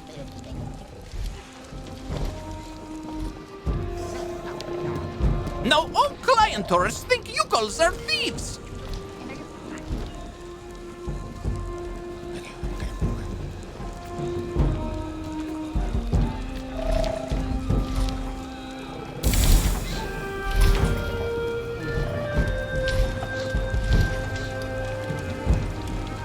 Hello. Look, Mark, Miss Catwalk. Need something from Forge? Well, yes, I do. I need a stamp that has the same shape as the Valsambor seal and that I can use with the press at the camp gate. Complicated. Need model. Tuk tuk. You have that, Miss Catwalk?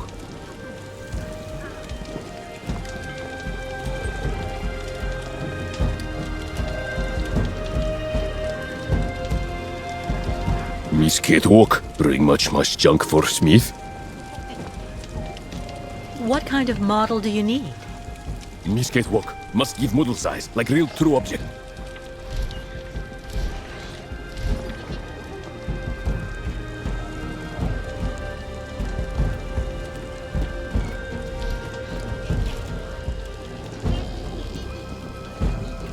The Yukon craftsmen must make these statuettes by the dozen. I'm sure that midget is up to something.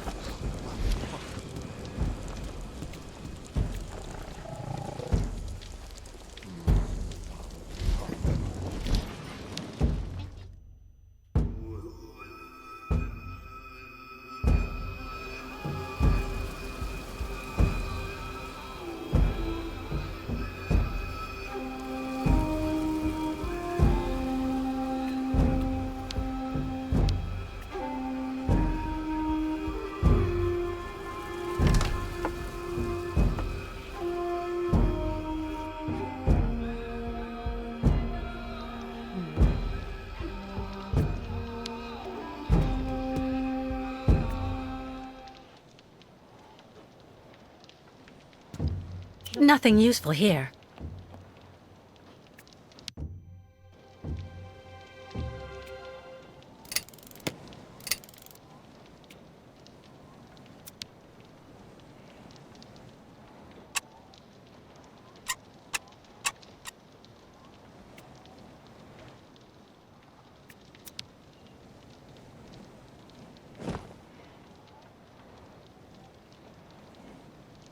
Let's try. Not a chance. It doesn't work. Impossible. That's not right. No way. Impossible. There's a shape ingrained in the leather. Nope, stop it. Come back.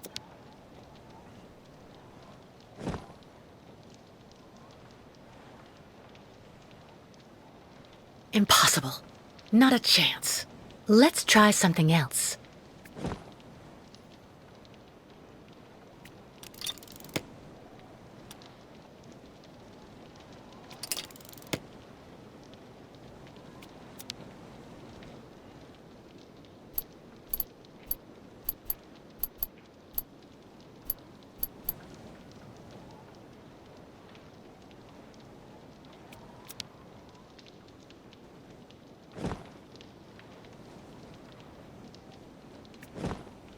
Only the stamp is missing. How practical.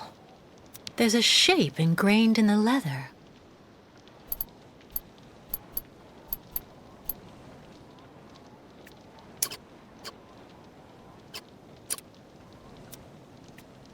There's a shape ingrained in the leather.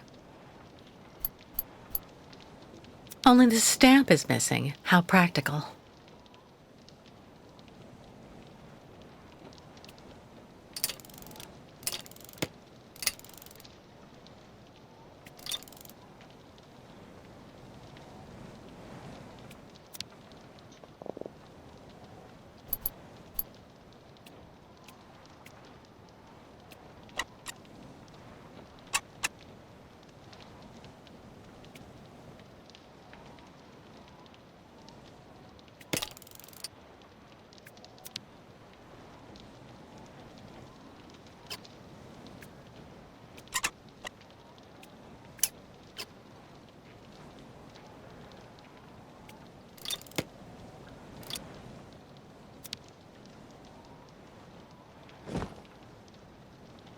Let's try something else.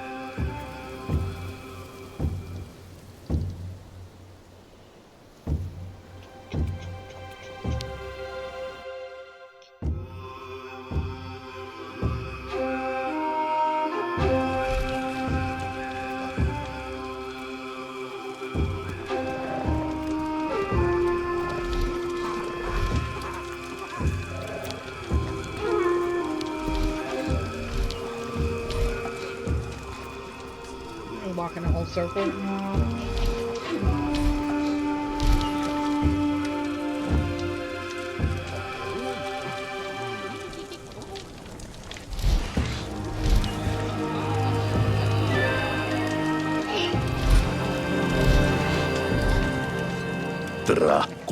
Complicated.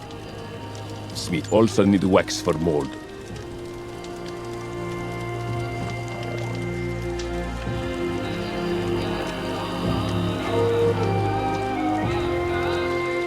Good junk. Stamp ready in not long time.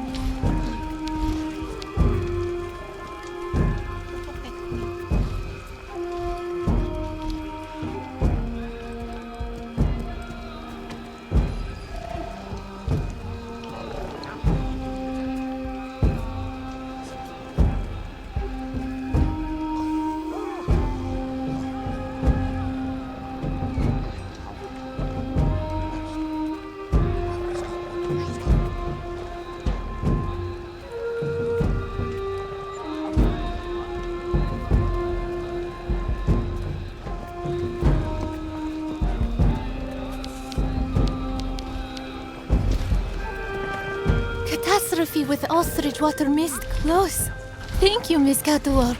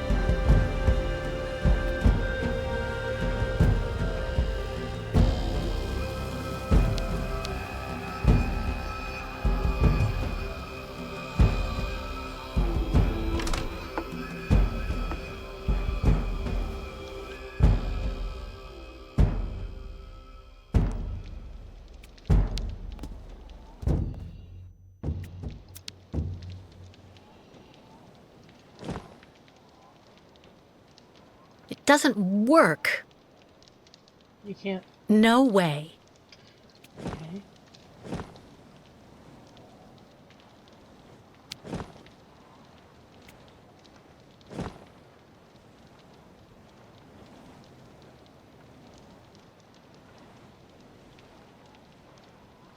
That's not right.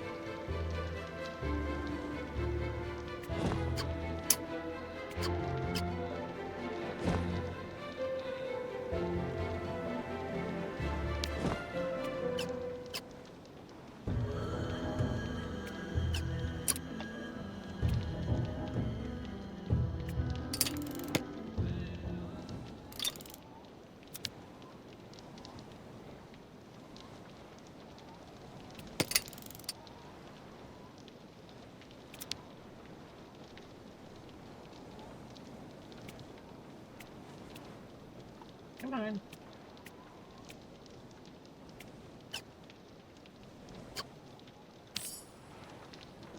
Ta-da.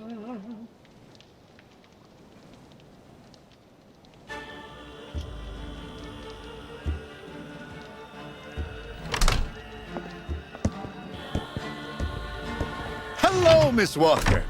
Very happy to finally catch up with you. Mr. Canton, what on earth do you want? To take you back home, whether you like it or not. Come on, give me your hands, please. I'm not going with you. Do you hear? Leave me alone. You're alone here without friends or acquaintances, and you have nowhere to go, Miss Walker. So be reasonable. Turn around and hold out your hands. Don't make me use force to restrain you.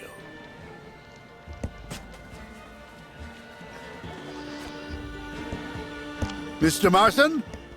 Finally, I have her. Yes, she is safe and sound. I have Miss Walker under control. I'll keep you informed of our progress. It'll take a day or two at most. I suppose there are a few procedural obstacles to overcome before we can leave the country. Listen, all these things I'm accused of are completely untrue. Hans's murder, embezzlement, it's nonsense. And while we're wasting time here, I can't help the Ukels. And believe me, they really need it. I am not your enemy, Miss Walker. If you haven't done anything like you say, it's in your interest to go back and defend yourself in court. There's nothing left for you to do here anyway. Not everyone here is your friend in these parts, I'm afraid. Well, all right, Mr. Canton. You win. I'm glad you're finally being reasonable, Miss Walker. Now we just need to wait for the representative of the regional military authorities for the administrative procedures. I don't think it'll take long to get our papers, so we can leave this place then. How long do we have to wait? I've been through a lot over the last few months, you know. I'm recuperating. I'm still a bit weak. Well, it could take a few hours at the outside. Would you mind bringing me a glass of water? I don't feel too well. I feel a bit dizzy. I'd have to leave you here in the meantime. I'm not sure that... Please, Mr. Canton.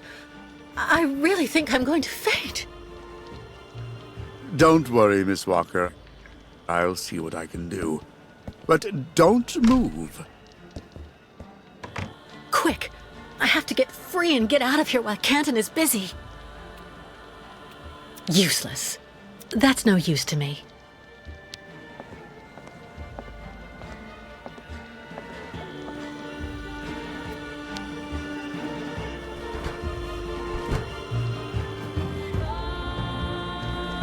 Yeah, these things so complicated, Kate.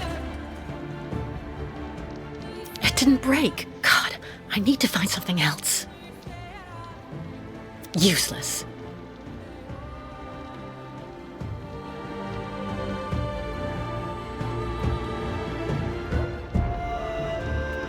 Unless I want to fracture Canton's skull with my hands behind my back, this does me no good. It didn't break. God, I need to find something else.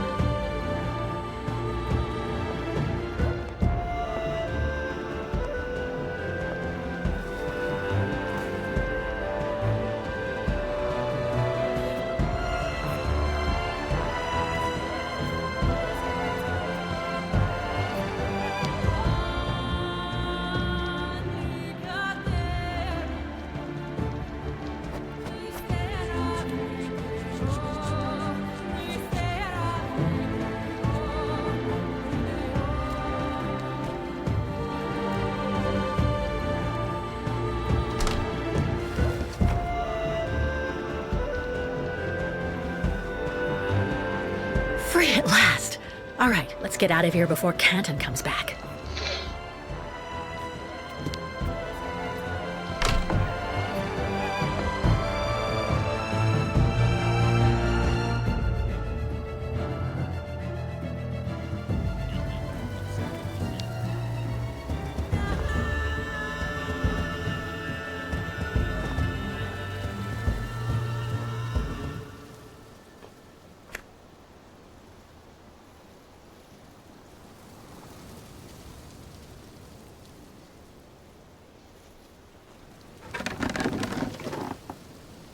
Miss Walker! No, wait! I have an arrest warrant for this woman. Arrest her!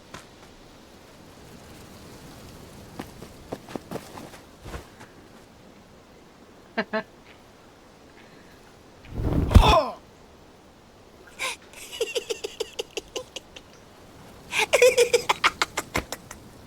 My pass! Give it back to me!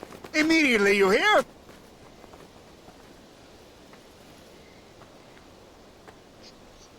He walks away as slow as possible for effect. Oh my god.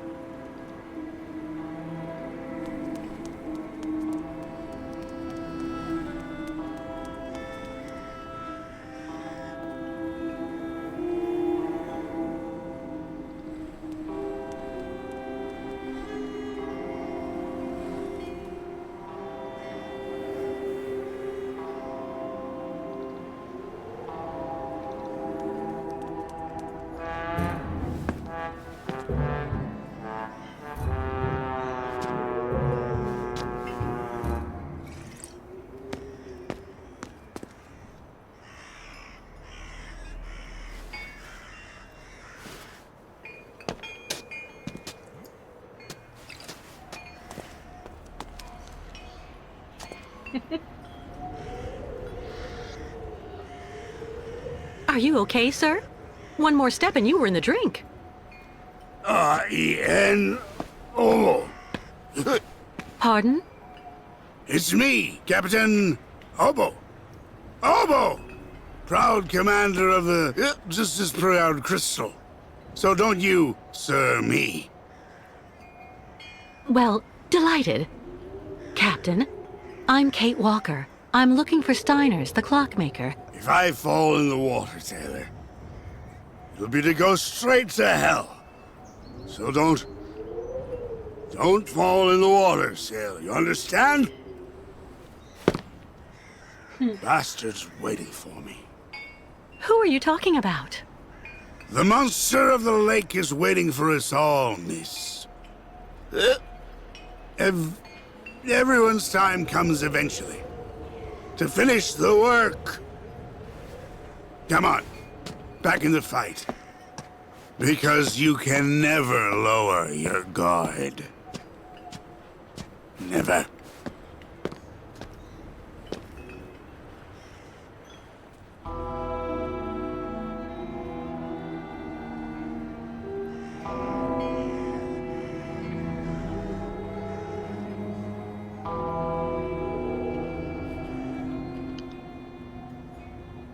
Okay, drunkie.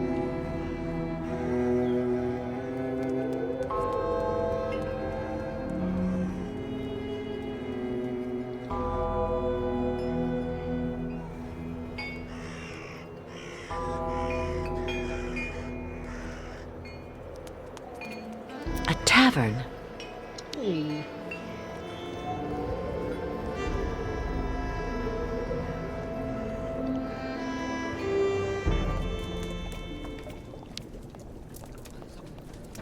So, Excuse me, please, miss. Yes? I'm looking for Simon Steiner's. Simon Steiner is my grandfather. My name is Sarah. Sarah Steiner. Pleased to meet you, Sarah. I'm Kate Walker. Can you tell me where I can find your grandfather's workshop? Of course. You'll find his shop is at the end of the alleyway, on the left, just as you leave it, in the main avenue. Can I ask what you want with him? Because he's rather old, you know. I'm accompanying the Ucal caravan. Apparently your grandfather is supposed to be making a mechanical prosthesis for Kirk, their spiritual chief, who had a bad accident recently. Without the artificial leg, Kirk won't be able to go along with the great migration of his people. And on top of that, the Ucals won't leave without their guide. You're accompanying the Ucals? My God, you're so terribly lucky. When I was little, Grandfather used to tell me all about their adventures, full of mystery and magic. You seem to like the Ucals, Sarah. I get the impression that's rare in Valsambor. It's true that when it comes to the Ucals, people around here can be a bit silly. They go out of their way to make the nomads scapegoats for all of the town's problems since they got stuck here. But you don't, do you? Of course not. Grandfather told me that he has actually seen 3 or 4 of the great ostrich migrations in his lifetime, and he always really respected those strange people. He even made sure I would admire them too, you know. Do you like life in Valsambor? Oh, there's really not that much to talk about here, you know. I spend all my time here or with Grandfather since he got sick. There was no one who could keep an eye on him for you? We can't afford it, I'm afraid. I also think I prefer it this way. My grandfather is my only family. I guess you're pretty close to your grandfather? Yes. Of course he can get a bit grumpy, especially the last few years. But he's actually really adorable, and you should see the work he does. Give him a few cogs and springs, and he'll give you some unbelievably incredible invention. He almost makes mechanical objects seem alive. I see exactly what you mean. I used to know someone like that, too. The only problem we have is that business collapsed when he got sick. I really do believe that if I didn't have the waitressing jobs to make ends meet, we'd probably have to close up shop. Thank you for your help. I'll be stopping in to see Grandfather on my next break. Maybe I'll see you there. Yes, I hope so. Goodbye, Sarah.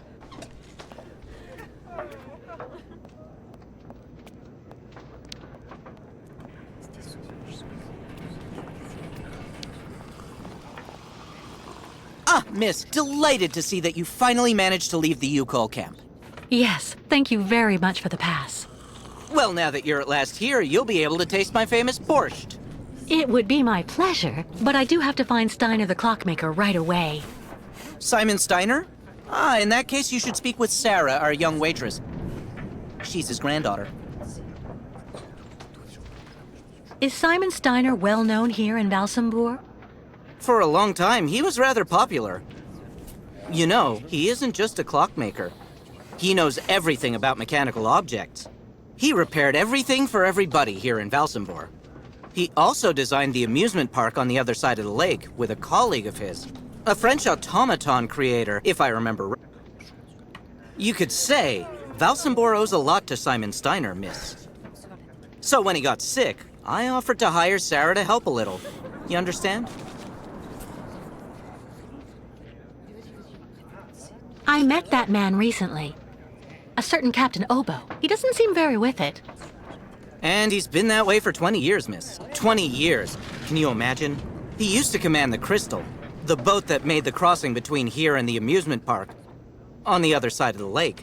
And he wasn't the same man then.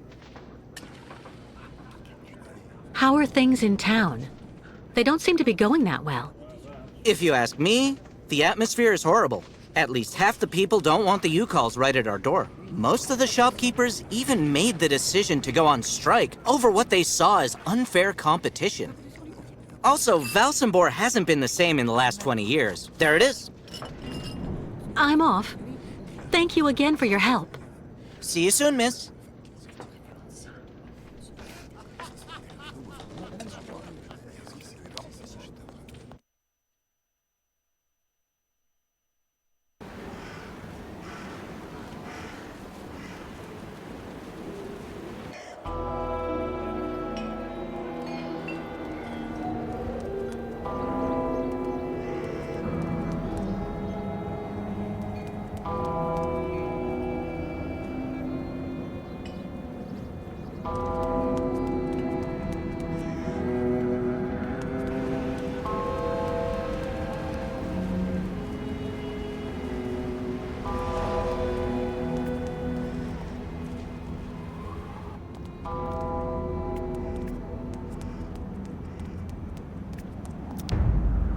Steiner.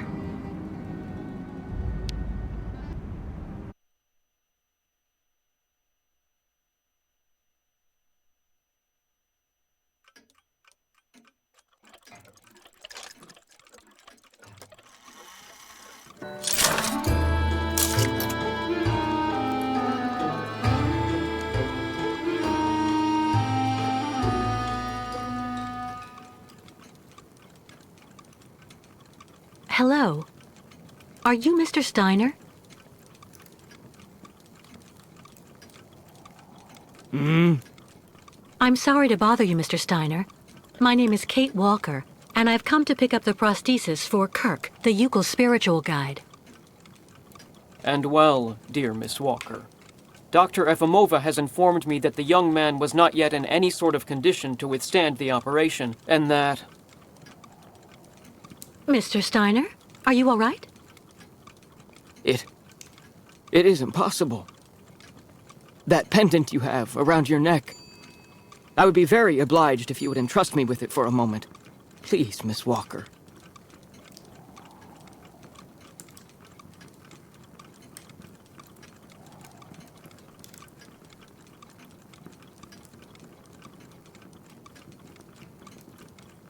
Mein Gott! An XZ-2000 automaton heart in perfect working condition. A compensating spring memory. Pendulum ventricles and small mechanical pumps. Everything seems in excellent condition. Donnerwetter! Where on earth did you steal this, Miss Walker? What? Are you calling me a thief, Mr. Steiner? I haven't stolen anything from anyone. This is all I have left of my friend Oscar. Give it back to me right now. Ah, so. And yet I am actually very familiar with this type of precision mechanism. An infernal precision. Incredible, unique expertise. For this was a Vorarlberg automaton, Miss Walker. Yes. It was Hans Vorarlberg who designed this object. Tell me, did you know him? Oh, yeah. He even lived here a few years. We did a lot of work together. He taught me so many different things, you know. So it is useless to try and make up silly stories, Miss Walker. And I am afraid that I am not about to allow you to leave here as long as you have not told me the truth about where this object comes from.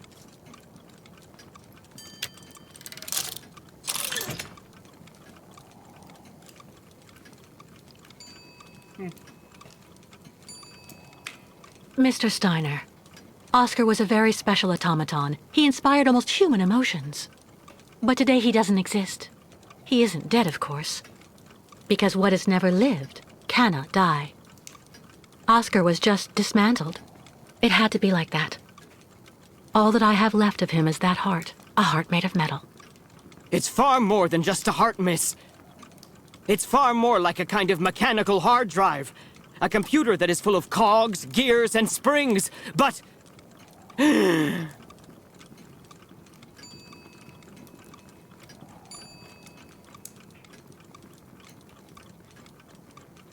Mr. Steiner, are you all right? My heart...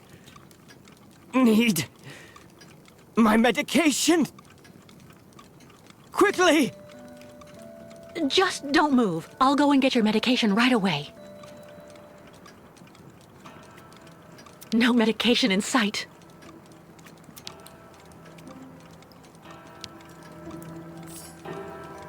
Okay.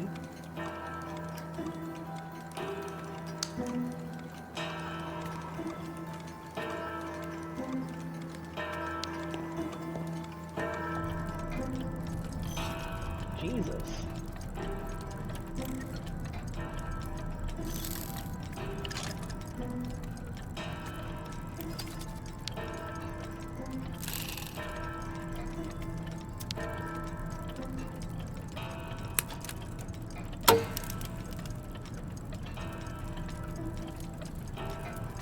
Fantastic.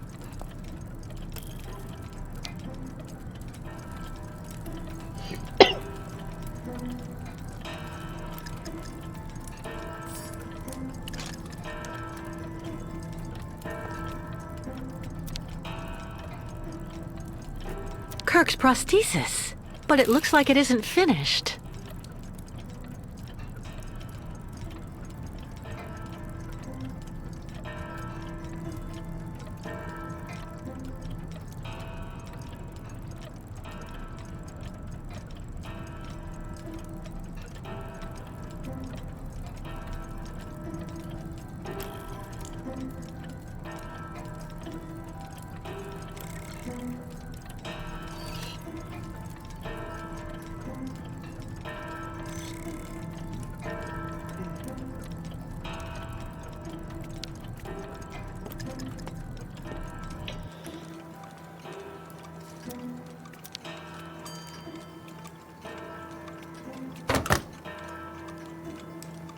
There's no point.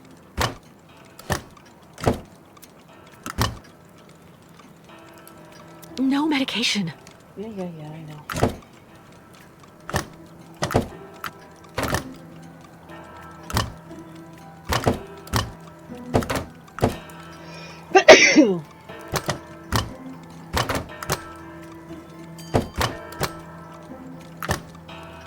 Nothing that could help him.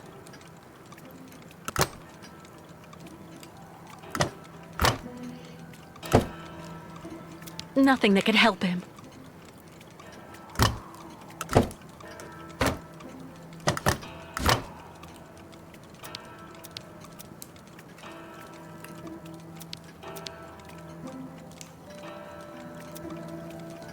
Empty.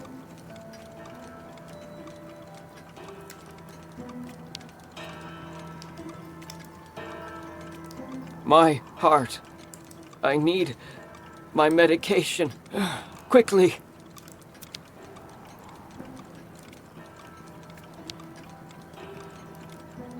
Make yourself right at home. Don't mind me. I just own the place. Oh, where your medication is.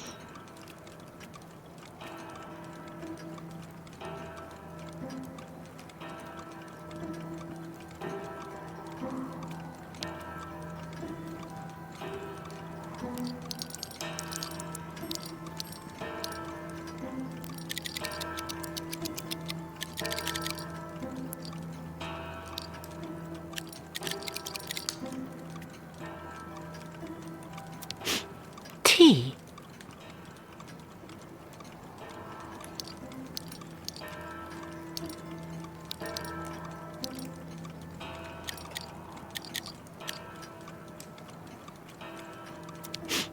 Tea.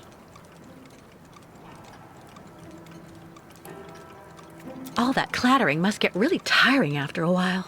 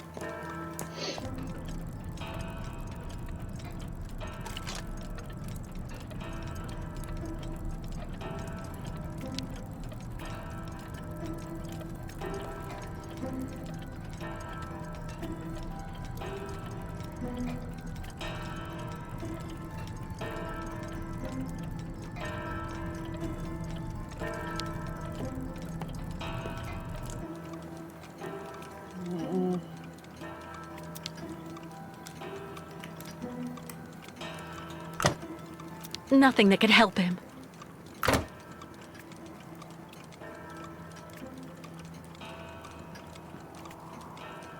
I don't know where your medication is, dude. No medication in sight.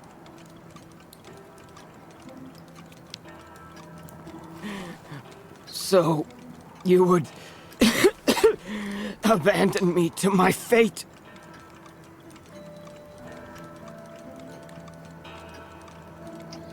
I'm trying my best, sir.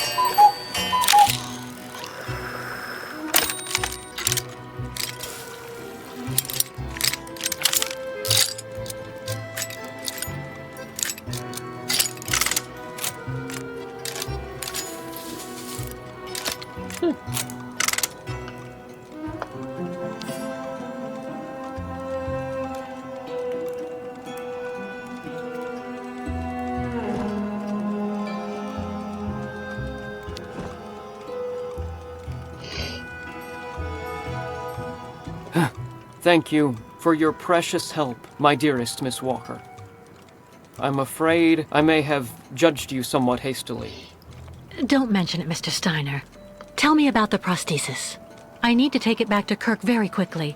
If, of course, you agree to let me have it. Yeah. I just have a few small adjustments to make. It involves very precise and meticulous mechanics, understand? Will it take long? I'm sorry to insist, but I also have to give a hand to those unfortunate Yukels. I need to help them get across the lake with their herd of ostriches. I'm so worried about them. Once the mechanical leg is at last ready, I can go to the clinic and bring back young Kirk to you. That way you only have to worry about what happens to the other Yukels. That's so nice of you, Mr. Steiner. But why are you doing this? I wasn't extremely nice to you earlier. And also, the way the Yukels are treated by the other townsfolk, here, in my own town, disgusts me. So I want to help those poor devils, even if I am in no way absolutely certain they should be crossing the lake. What on earth's the matter, Mr. Steiner? The next stage of your journey is the poor cursed town of Baranor. It has become hell on earth since the time of the last great ostrich migration. Please join me downstairs for a moment, Miss Walker. I'll show you exactly what I mean.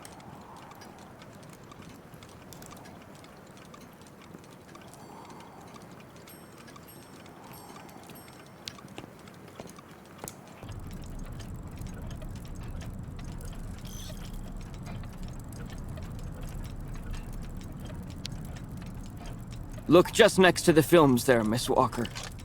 You should find a film on Baranor. The film's missing.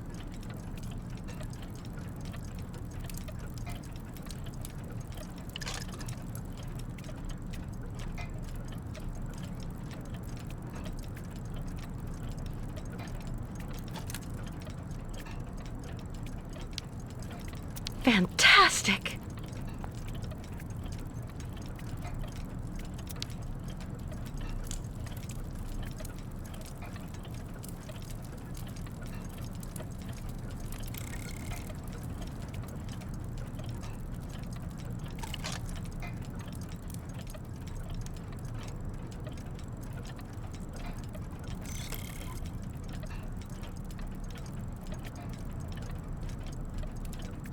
Tools that would have suited Hans.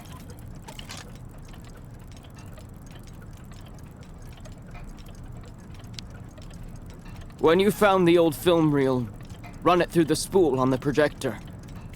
I turned on the projector for you. Find the film reel and run it through the machine, if you may.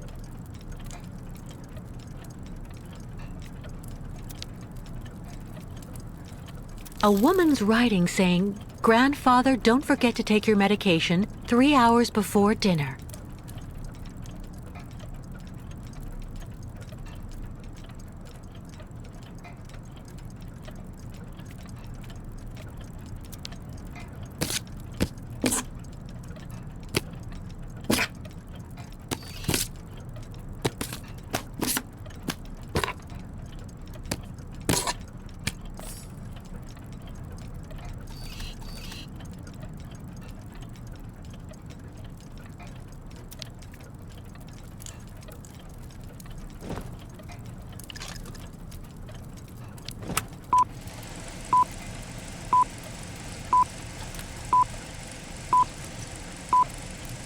Baranor, the cursed city.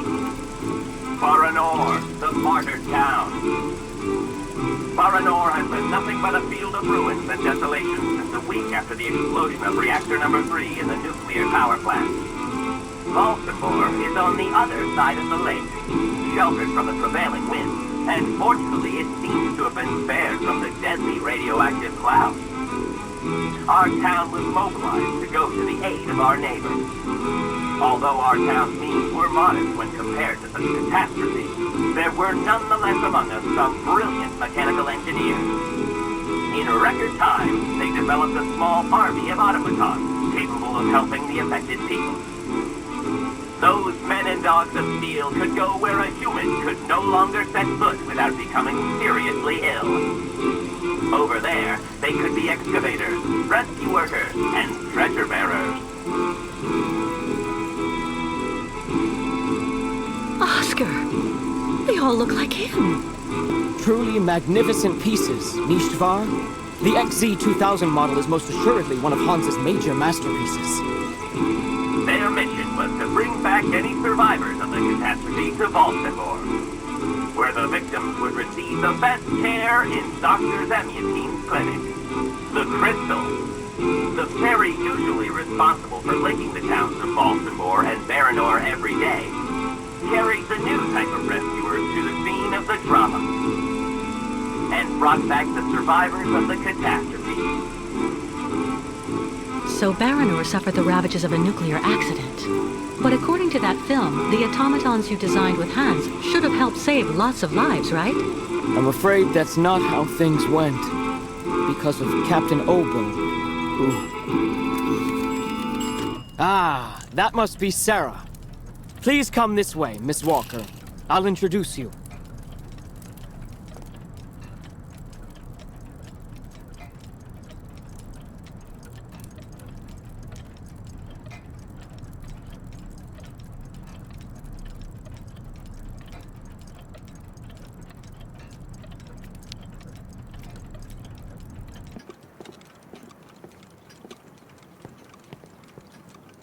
Miss Walker, may I introduce you to Sarah, my granddaughter?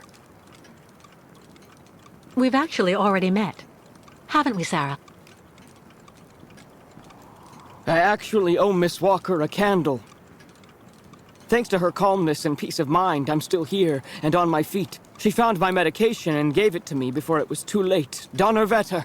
You don't mean you had another attack, do you? Ah, you're being so very naughty, grandfather.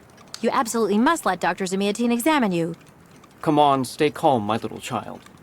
When I go to the clinic to take the prosthesis to the young Yukol, I'll stop by and see the good doctor. Until then, why don't you make yourself really useful to Miss Walker? She's looking for some way to transport the Yukol caravan to the other side of the lake.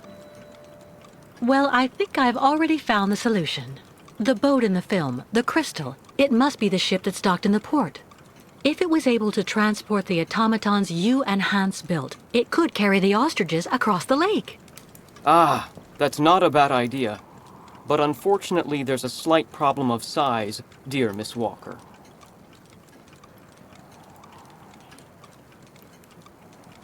What on earth do you mean? Obo became a poor wreck when he simply abandoned our automatons in Baranor. The coward now drowns his sorrows in vodka. He's convinced that he fled because of the monster in the lake. Heh! Apparently the imbecile saw the monster, Himmelgott. So he went back on his tracks, abandoning all the automatons in Baranor as well as the people they were there to rescue. Grandfather, I know you're still really angry with Captain Obo because he abandoned the automatons that you built with your friend Hans in Baranor. He was supposed to wait for them.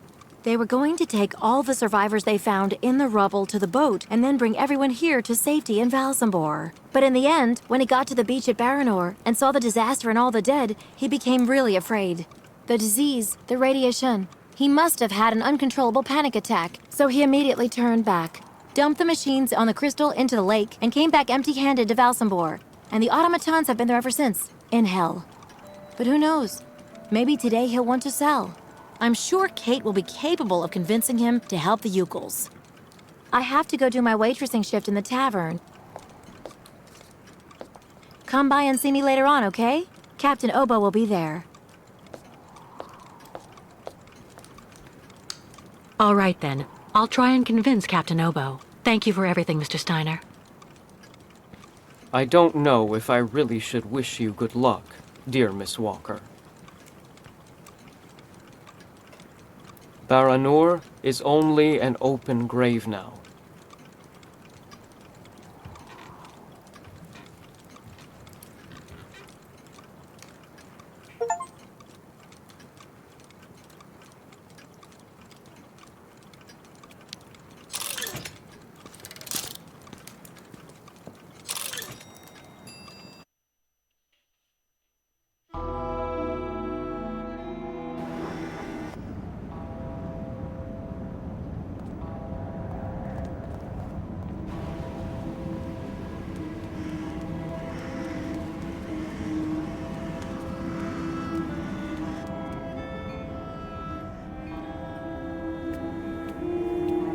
Lost your way, pretty girl?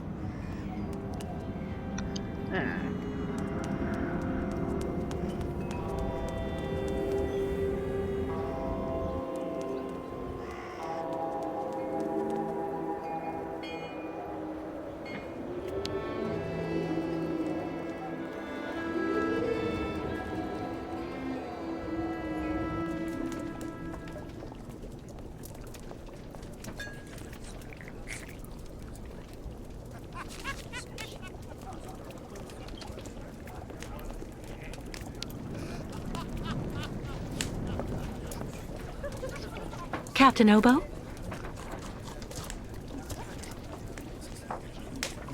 What do you want? May I sit down for a second? Go ahead. Well, I'm sorry to impose, but I actually really... You know, you kind of remind me of someone. The wife of the quartermaster that served on board the Crystal after the war. Do you realize he got married to the first cousin of the wife of a machinist? Oh, okay. That's all really interesting, but what I wanted to ask... That's a really great story, really. Because, did you know? So there. So the guy answers, I don't know nothing, Captain. Turns out he was hiding in the broom closet. Hilarious. Irina, the wife of the quartermaster, her name was Irina Malevna. Crazy how much you look like her. Oh, gee, it's getting late. I have to go. You can finish telling me the story another time, Captain Obo.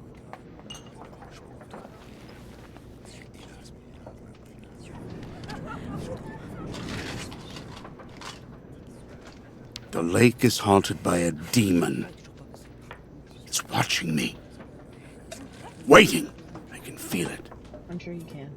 That shape there in the water. What is it? It's the Kraken. Is everything okay, Kate? Not really.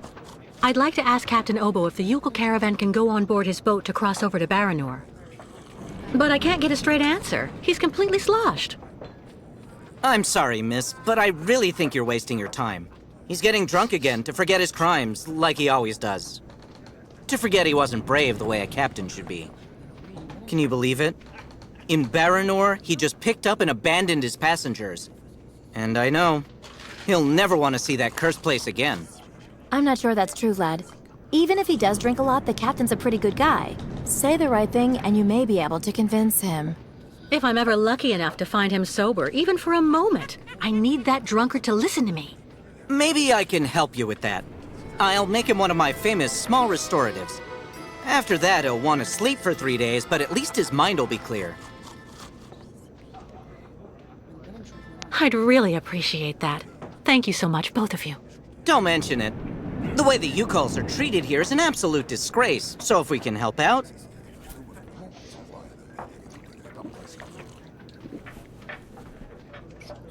Who knows what became of the victims and automatons the captain abandoned? No, everybody hates the captain for that. But nobody volunteered to take the helm of the crystal in his place to pick up the survivors. If there are any left in Baranor, they're all dead now, that's for sure. Grandfather says that the automatons would have broken down really quickly with nobody to maintain them. Has Captain Obo taken the crystal out of port since leaving Baranor? He's been far too drunk ever since then for that. And anyway, the port's been closed since the tragedy of Baranor 20 years ago. Do you think the crystal is still in sailing condition after all this time? I'm sure there'll be a few repairs to do, but Obo never stopped keeping it in shape, you know. He loves his boat, despite everything. Do you know why Captain Obo fled Baranor? He must have been completely traumatized by what he saw there. The catastrophe, the victims, and then the radiation. He unloaded the automatons on the beach, but he didn't expect they'd bring the survivors back right then. He just cracked, completely snapped. Full astern and goodbye all. Can you even imagine? Afterwards, he came up with that story of a sea monster appearing and attacking his boat. Yes, the old legend of the monster of the lake. Convenient, isn't it? Go see the captain. Sarah will bring you the restorative when it's ready.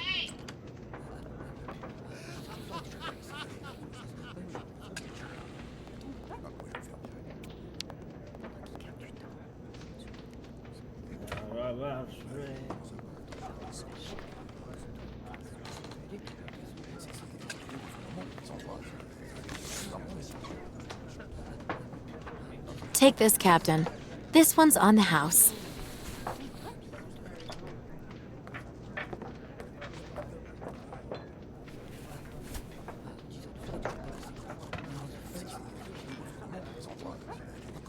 My God! This piss water unbattens the hatches, swabs the deck, and opens the portholes. Hello, miss. My name is Kate Walker, Captain Obo. We met each other earlier. To what do I owe the honor of your presence at the table of the regrettably famous Captain Obo? This is good news, Captain. You're back at the starting block again. You have a new beginning, a new dawn. Now that's a good show of spirit, Miss Walker. What'll you be having now? It's my round. I'd rather you listen to me. You're my only hope of finding a solution to my problem. Do tell me about it, please, miss. Because the Yukels and their ostriches are stuck here in Valsumbor, it's causing a serious problem among the people in your community. Plus, the nomads have to continue their great journey. Only you, Captain Obo, can defuse the situation by taking them on board the crystal. You're very wrong, Miss Walker. Everybody will tell you that I'm incapable of giving a hand to anyone. It's true, people are quick to judge. But they're not the ones who went to Baranor like you did. They can't teach you anything about being brave. Maybe. So tell me, where do you actually want to go then, miss? You won't like this. Stop going easy on me, would you? Where do you actually want to go, Miss Walker? We're going to Baranor. That's where the migration is taking the Yukels. Are you kidding? Baranor? In 20 years, nobody has landed. Nobody's even set foot there. I saw the hellish red eyes of the monster of the lake. Beast as big and long as my boat. Ask your Yukel friends what they think about it. They call it the Kilak, the evil spirit of the lake. The devil guarding the doorway to hell. In that case, I'll buy the crystal. What makes you think she's up for sale? You've left her in the port to rot. She's completely run down. You haven't the money to keep her shipshape. I have money, and I need that ferry. She's a ferry, not a liner. The girl wants to take the helm of the crystal. Now I've heard everything. I know that if the Proud Crystal had an equally proud commander at her helm, things would go better. But as you don't want to go on a voyage...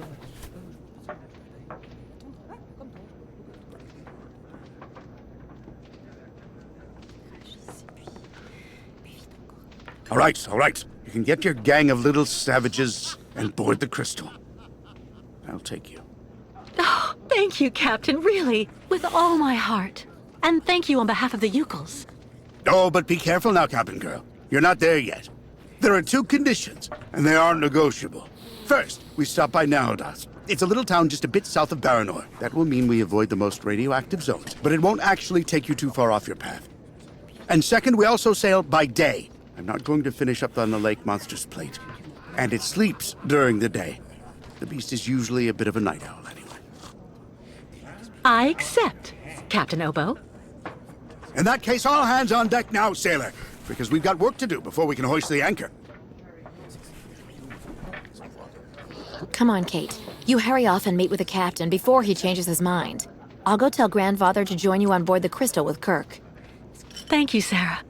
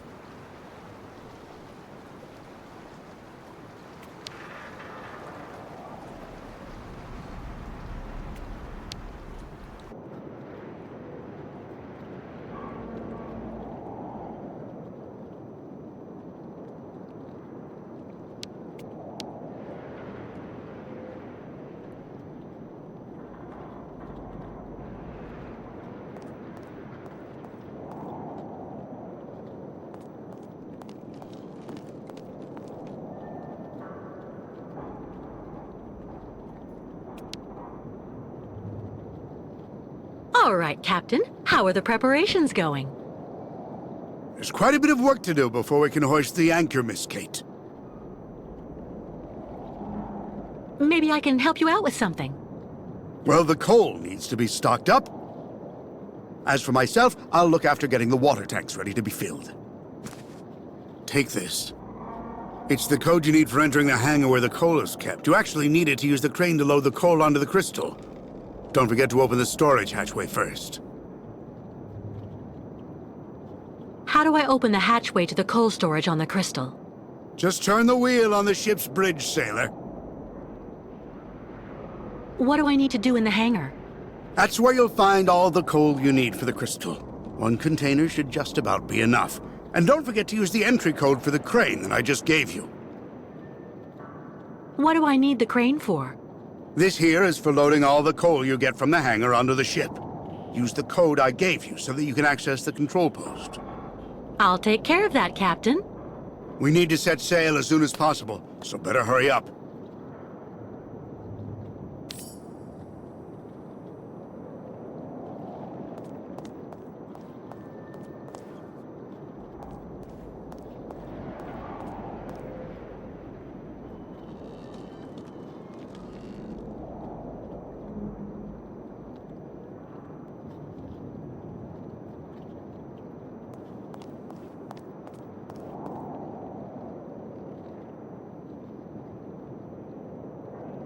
It looks like it needs repairs.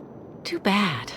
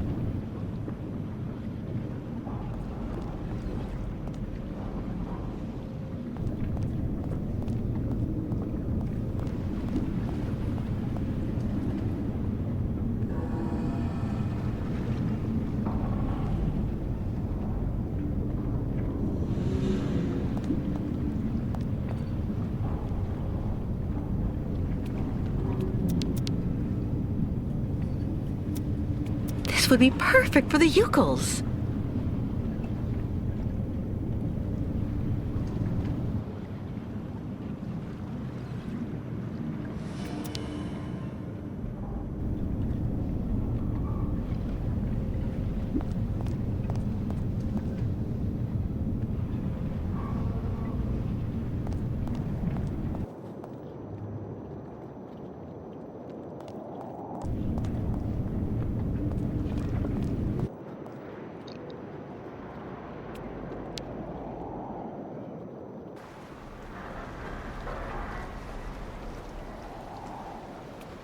Nobody.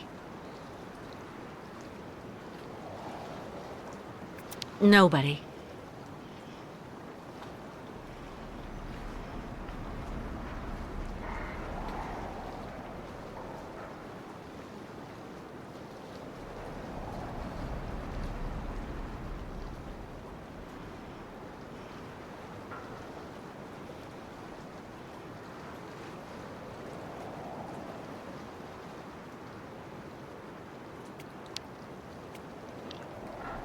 Yeah, come on.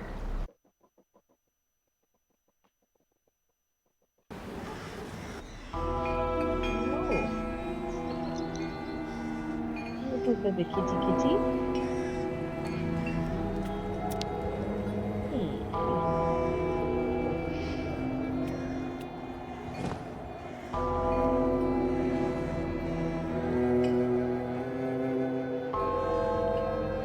Go, kitty kitty.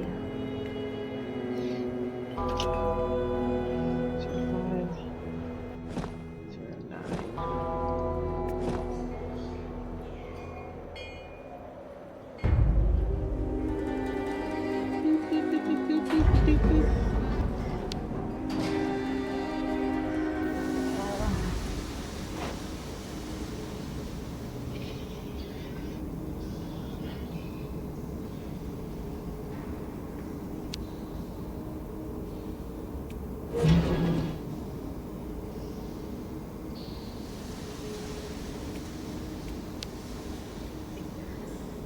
Oh, wait. Oh, okay, good.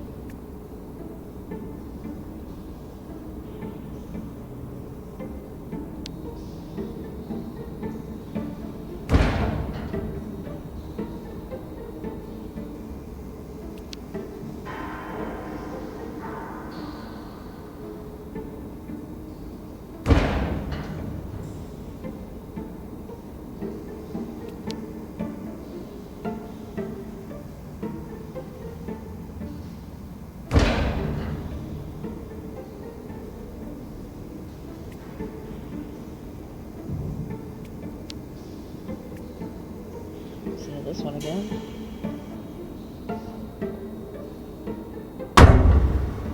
Yeah, that one's full. Okay.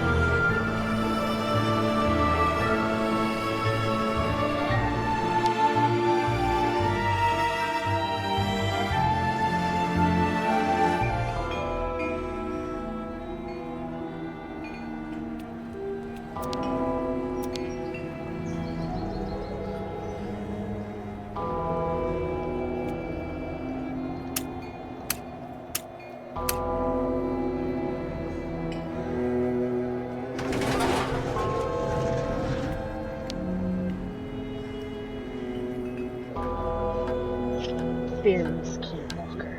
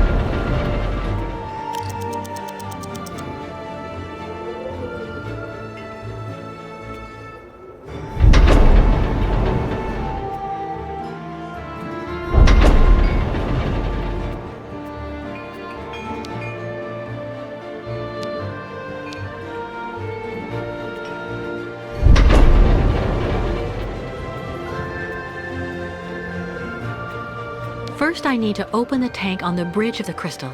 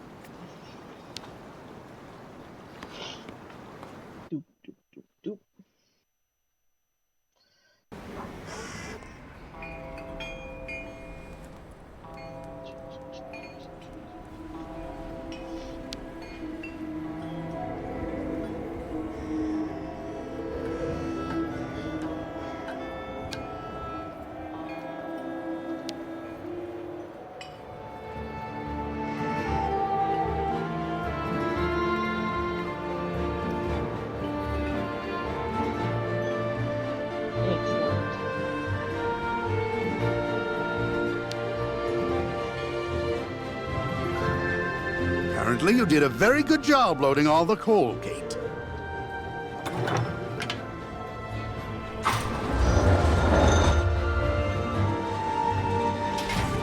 Right. Everything's ready, so we can start filling the water tank. Now we need to connect the water tower to the crystal, then climb up there to manually activate the water flow mechanism. All right, show me how it's done. You've got to be kidding.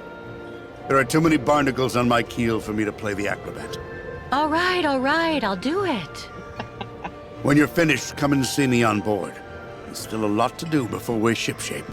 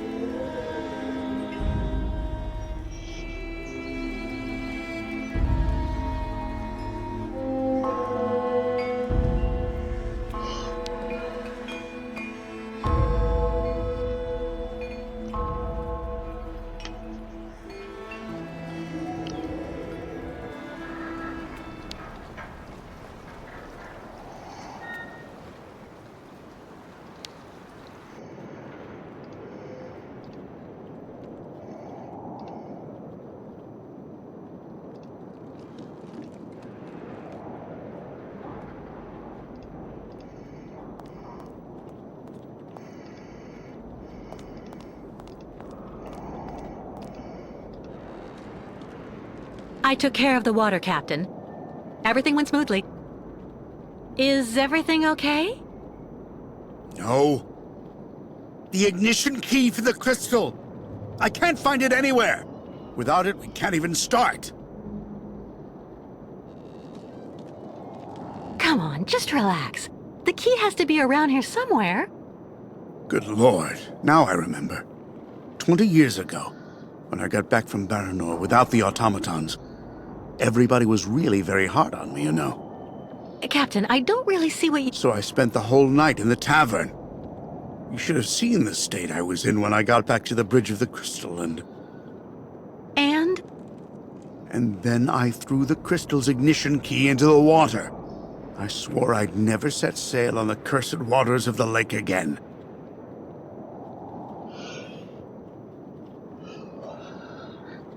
I saw a model of the crystal at Simon Steiner's. Is he the one who designed the ship? Yes, of course. Maybe he could be of some help then. Maybe. Who knows? There has to be a duplicate for the key. I don't know. At any rate, when Steiner finished building the crystal, he only actually gave me the one. So that's it? The ignition key is lost forever? Yeah. I'm afraid so. I'm really sorry, Kate, but we're stuck. I've made a complete mess of everything again. Again. Don't be so hard on yourself, Captain. I'll find a solution to the key problem. If you say so.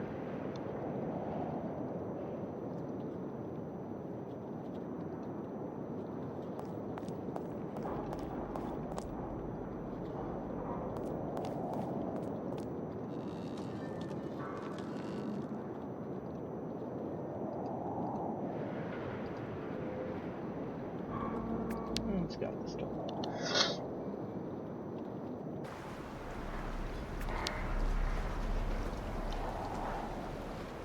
Pretty sure Mr. Steiner has another key.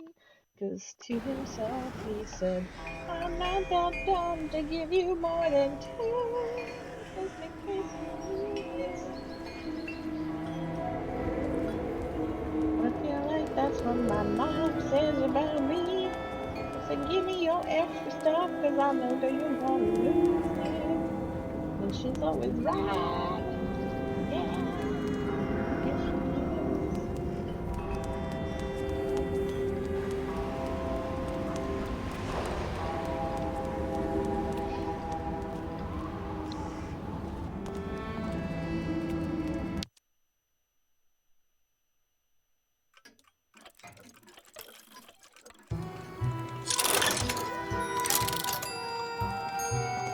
Kate, how are the preparations with the captain coming along?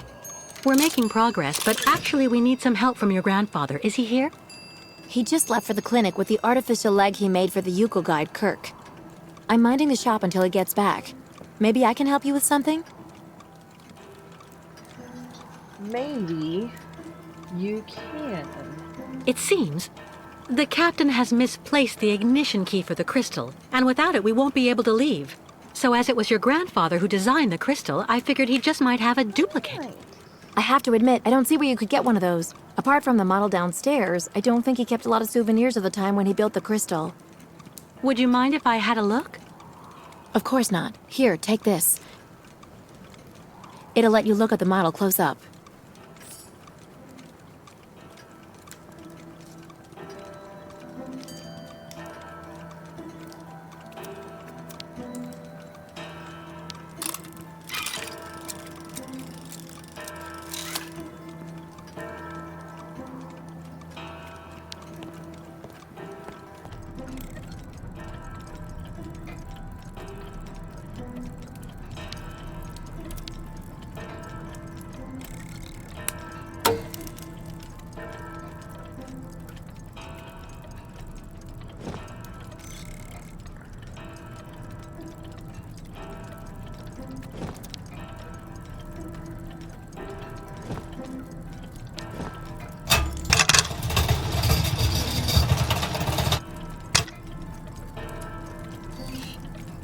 Fantastic!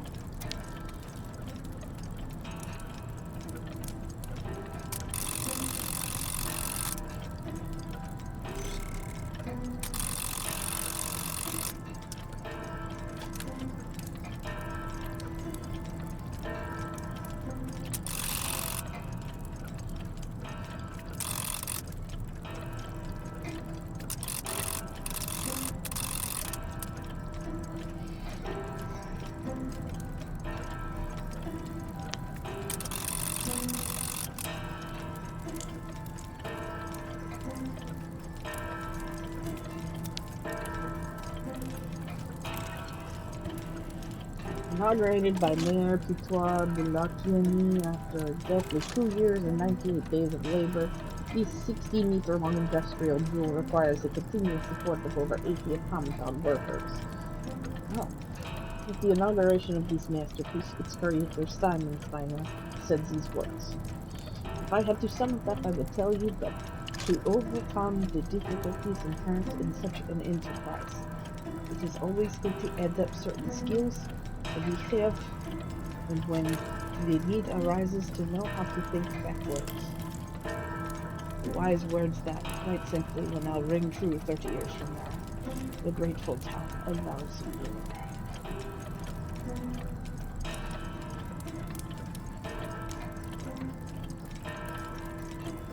It arises to know how to think backwards. Fantastic!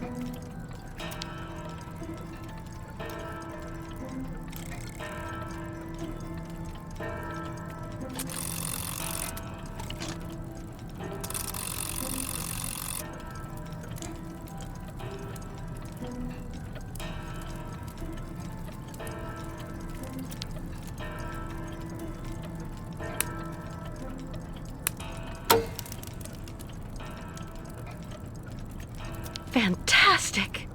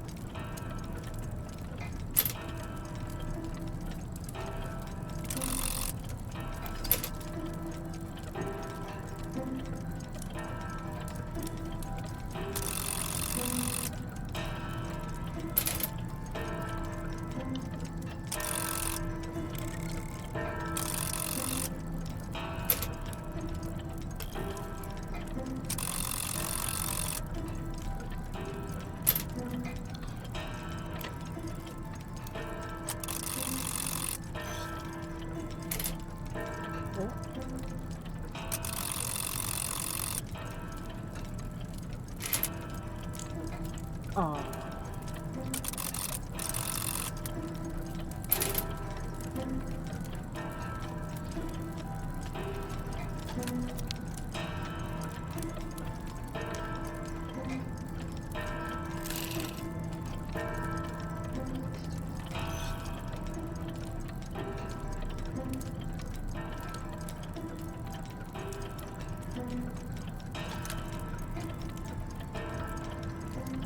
Fantastic!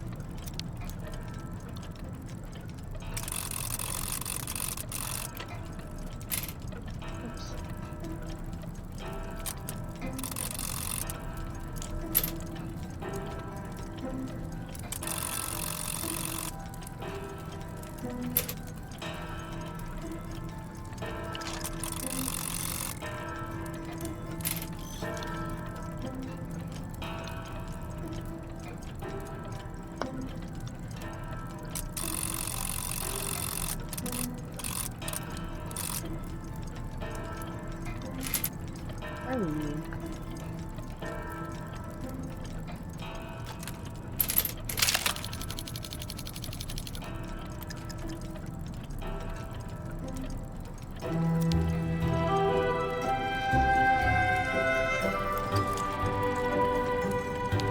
An ignition key.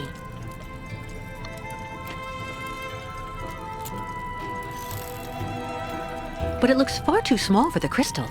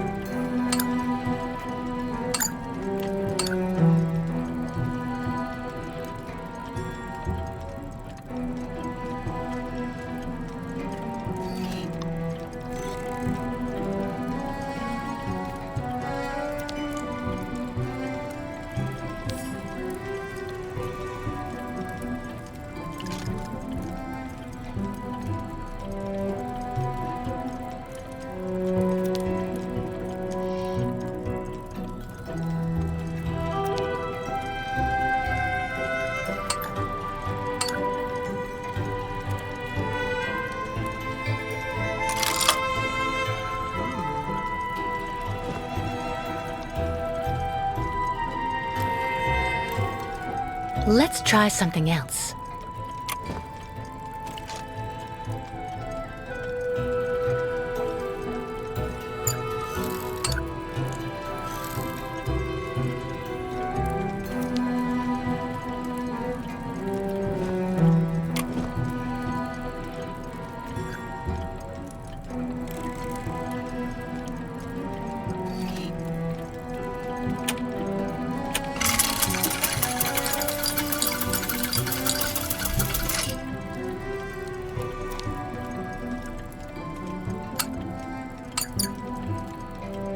The duplication worked, but I get the impression it's not the right size.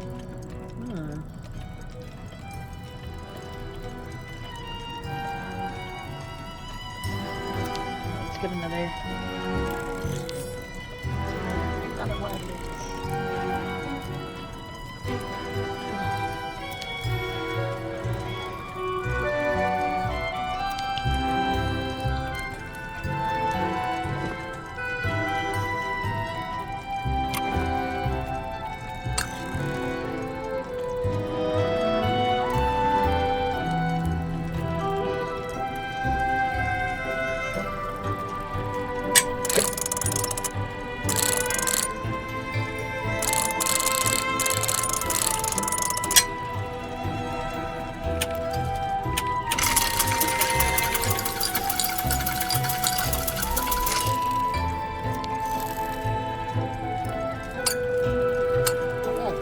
The duplication worked, but I get the impression it's not the right size.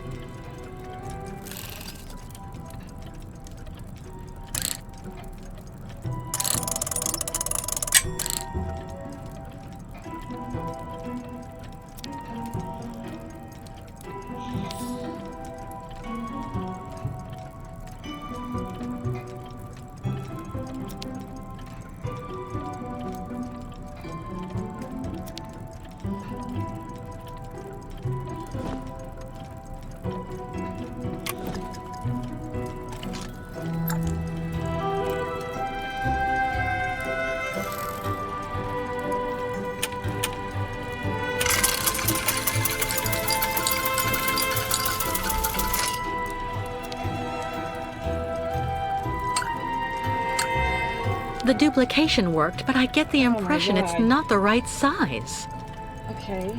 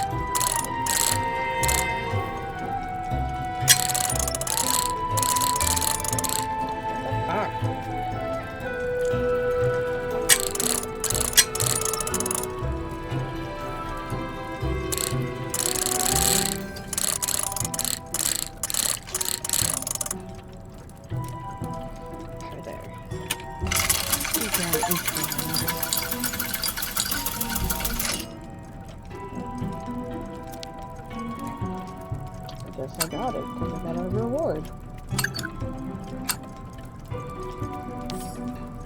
Okay. So...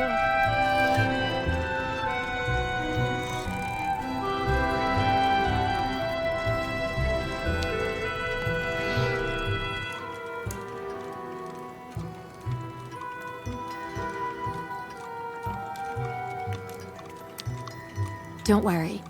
As soon as Grandfather gets back here with Kirk, I'll tell them to join you straight away on the crystal.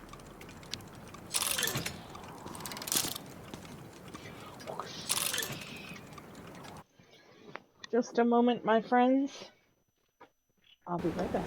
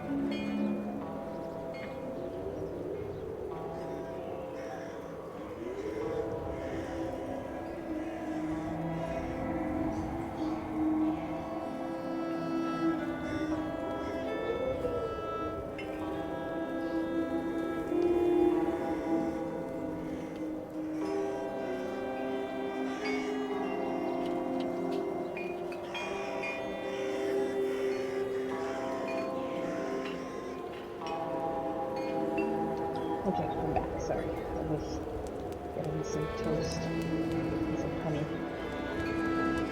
As I like to spoil myself. Delicious Deutsche Brot and honey.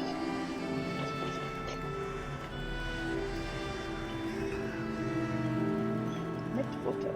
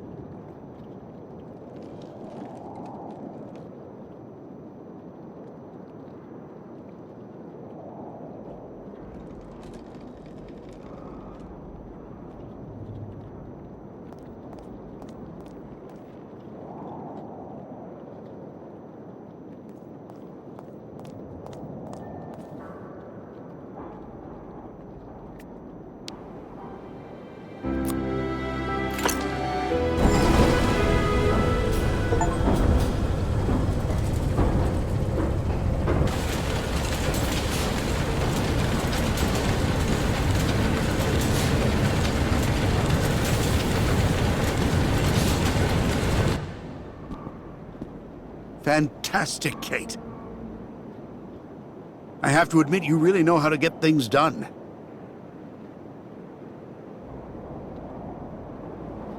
Thank you, Captain.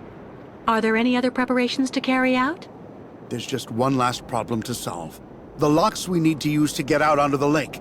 They're shut by order of the town hall. You have to find some way to get them open. What do you suggest? The best thing to do is to ask Mayor Bulyakin for the authorization to reopen them. But just to give you fair warning, he's about as straight as a crooked waterspout, so you mind him.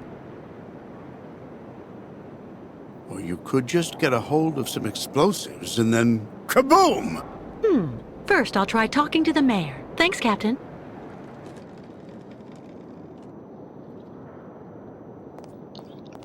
You know, with the whole kaboom thing, it's definitely Kate's prerogative.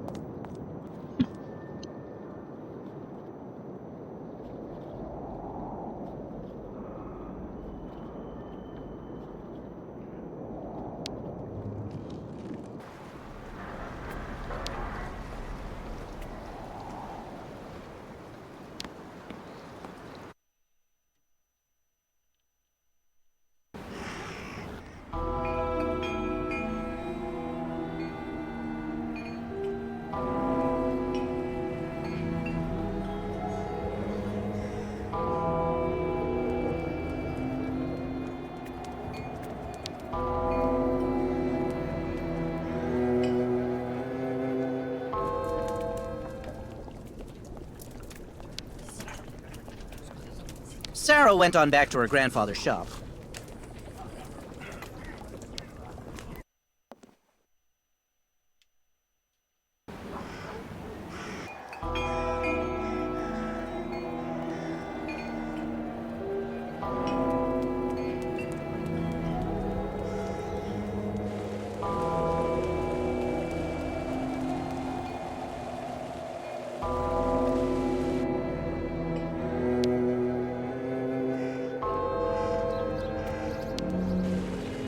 The way they treat the nomads around here is terrible.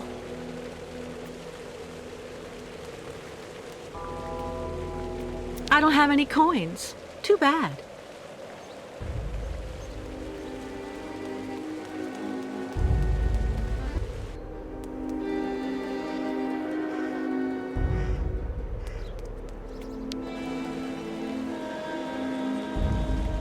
Everyone's been surly the last few months.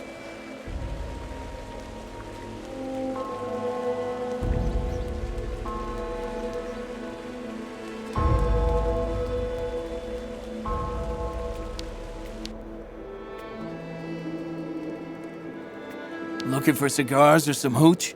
I'm even cheaper than the nomads.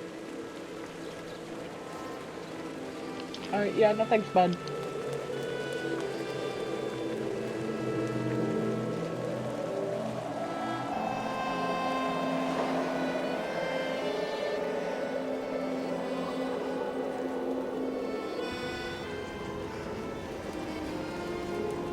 My dear friends, keep calm. Please, keep calm. The shopkeepers are on strike for the first time in ages. That's not good business for anyone, if you want my opinion. Yeah, Nomad's out.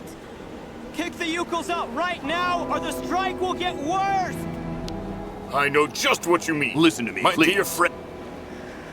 It's all words. We want action. Listen, my dear friends. I'm ready to work with you to find solutions to your very legitimate concerns.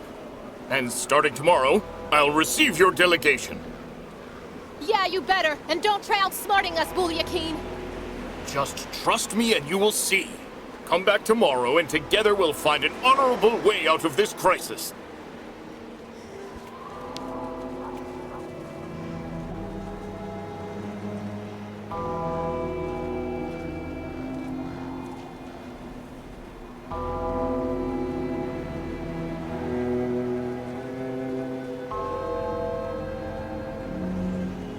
Mr. Mayor?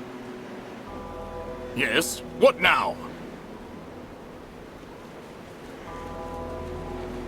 Excuse me, Mr. Mayor. Please forgive me for intruding like this without an appointment at all, but I'd just like to start off by saying thank you for your time. I know how precious it is. You are completely forgiven, my dear lady. How can I help? Do you think it would be possible to open the locks in the port? I beg your pardon? Did you say the locks? What on earth for? I'm actually accompanying the Yukol tribe on their long journey right now, Mr. Mayor. I've asked Captain Obo if he would take us to the other side of the lake on the Crystal to now dusk. Oh, Captain Obo, the Crystal, the Yukols. Do go on. Anyway, it would be very ungracious of me if I were to criticize you for removing that burden from our good town. Nonetheless, I'm afraid I must refuse your request, dear lady. The locks will remain closed until further notice. This decision came from above, you understand?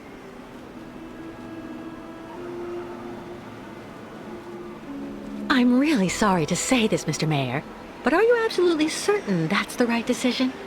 What do you mean? Well, you know that making the Yukol stay here by keeping the locks closed is clearly not what the people in your administration want. They won't understand. In the long run, there could be backlash at election time. Now that I think about it, yes. You are right. And I have always been there for my voters. But the orders... They're orders, understand?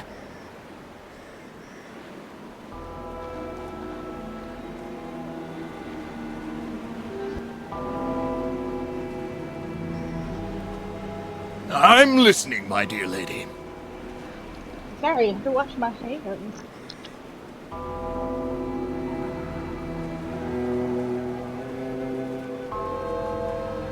I would...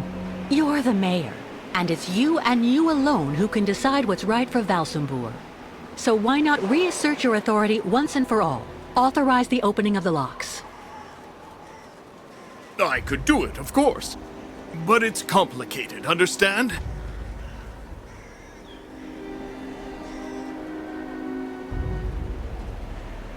If you solve this problem, you'll become a kind of crusading hero to your voters. You'll earn the undying support of everyone in Valsumbur. And your superiors won't be able to do anything to you. Well, I have to admit, dear lady, that your arguments have convinced me. I am authorizing you to open the port locks so the crystal can leave. Nonetheless, you should know that there is a technical problem that means the locks have to be opened manually. I imagine that such an inconvenience isn't likely to deter a woman as determined and resourceful as you. Do you mean that? Yes, as the local technician is absent, I'm afraid you'll have to delve into the murky waters yourself to open the locks. Nonetheless, this should help you use the underwater mechanism. But how am I supposed to dive? That, dear lady, is your problem, I suppose. Do have an excellent day.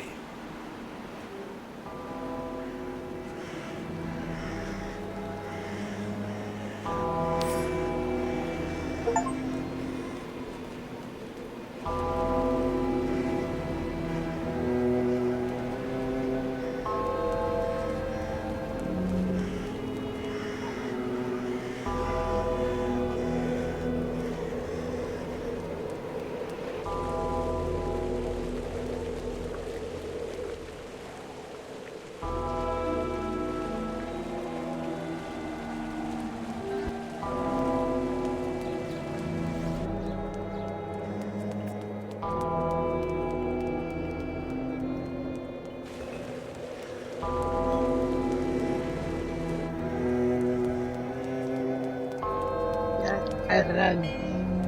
And I run so far away.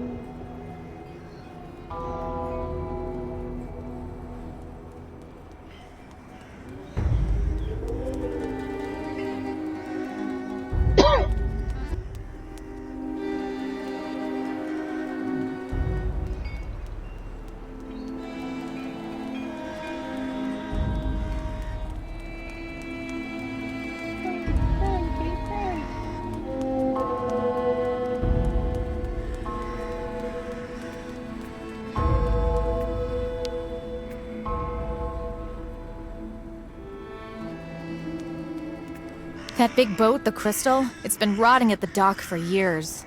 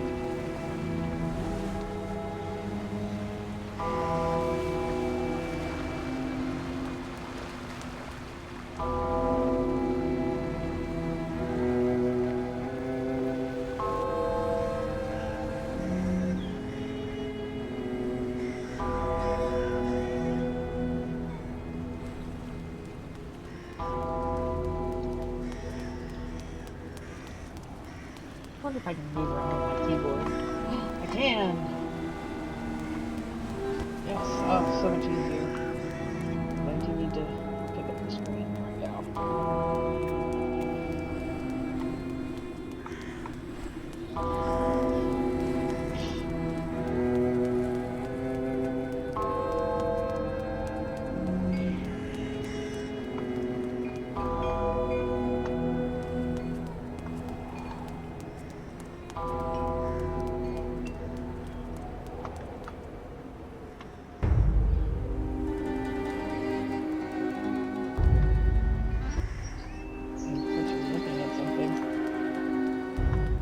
What the heck are you looking at, Kate?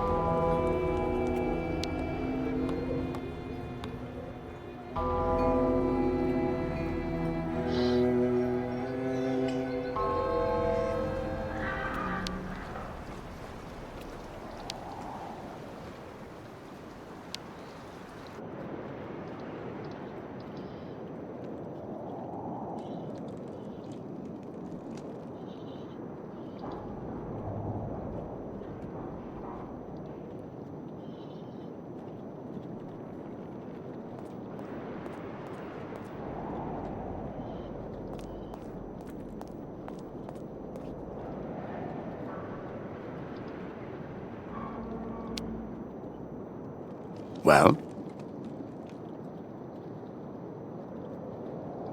The mayor gave us authorization to open the locks, but I have to do it manually, by diving down into the port. I can probably help. There should still be some old diving equipment you can use in that shed at the end of the seawall. I've never gone diving. But if you think I'll be fine down there, I don't mind trying. This has to stay between the two of us, Kate. There's something you need to know about the locks. They're also there to stop the lake monster from entering the port. Anyway, that's what I heard. But at this time of day, there's no risk. That spawn of hell sleeps all day. Where's a suit I can use? Meet me in the shed at the far end of the seawall. There should be something just about your size. I mean, near enough, anyway. Do you really believe there's a monster down there in that lake? You know, 20 years ago, it really wasn't Paranor that I was afraid of. Not the deaths, the radiation. That's what people say, but the truth is that it was actually that damn monster that made me scoot away like a minnow. It was lurking around Paranor, drawn by the stench of the graves, probably. I saw its red eyes staring at me, Miss Walker. That's something you never forget.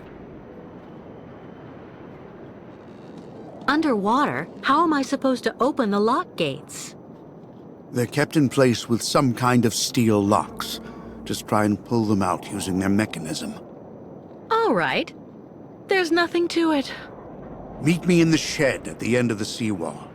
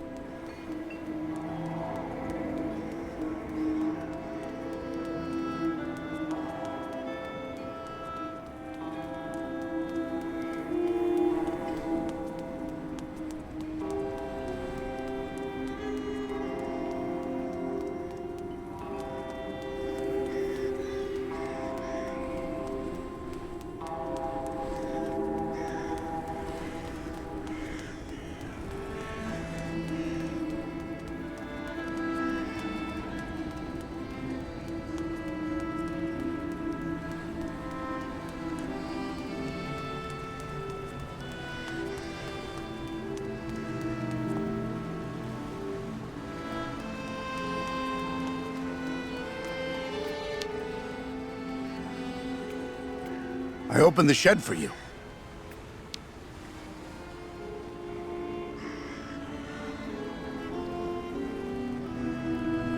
You opened the shed for me.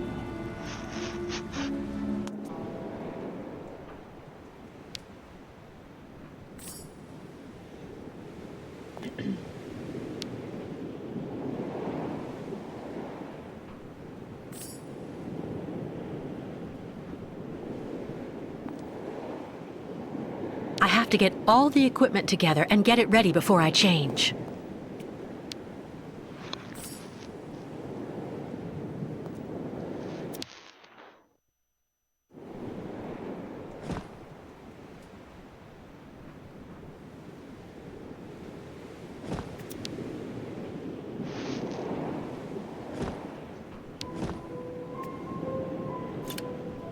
It isn't watertight enough to fill the bottles.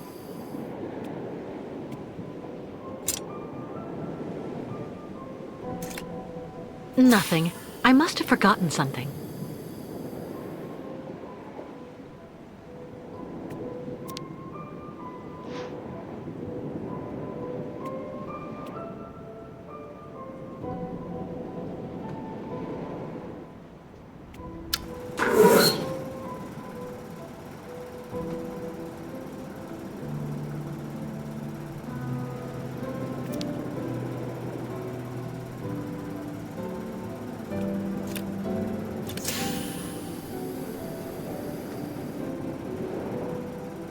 That can't be the right setting.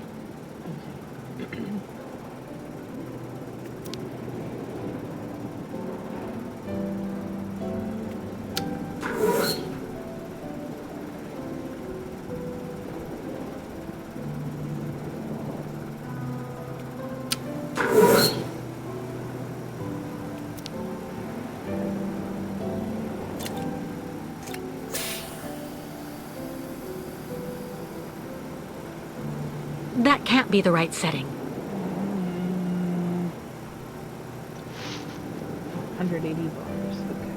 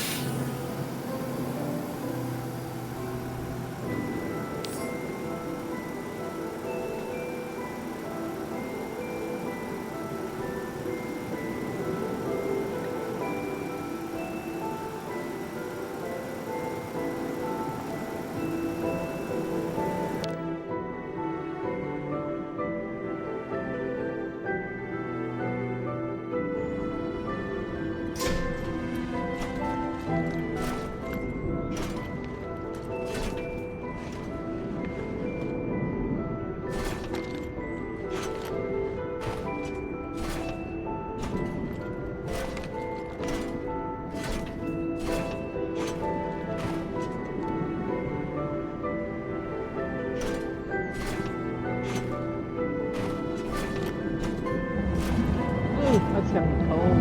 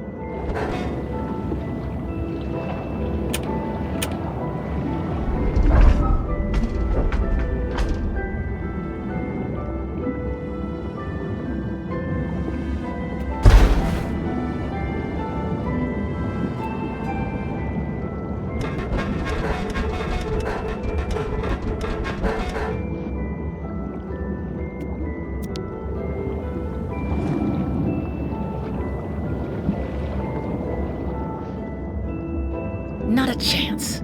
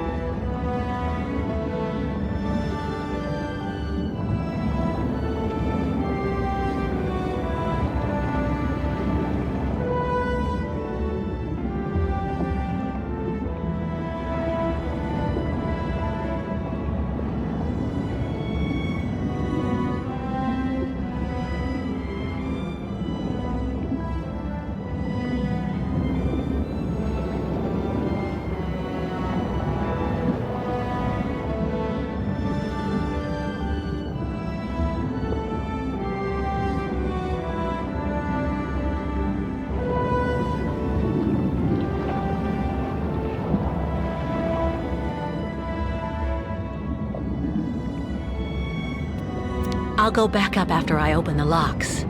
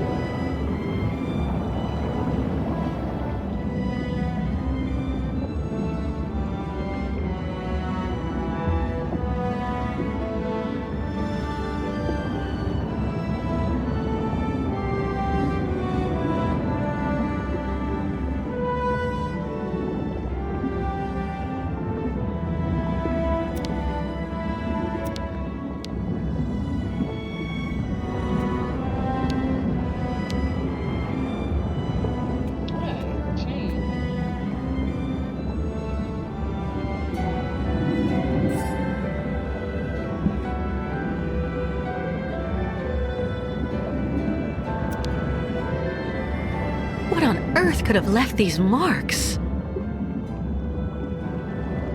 ginormous sea monster. A ginormous sea monster, Kate, hurry, you have to get back to safety.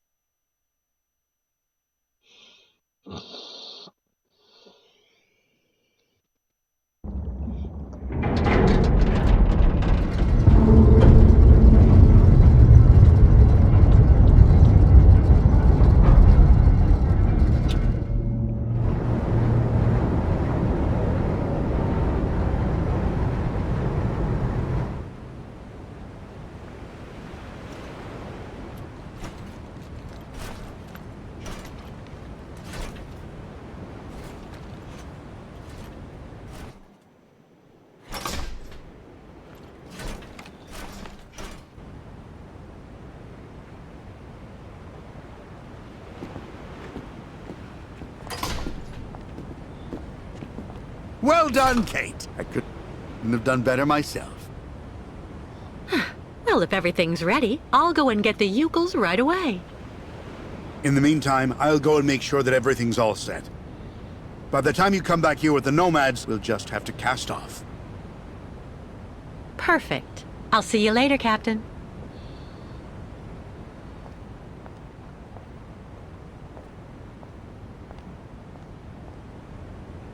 Woohoo!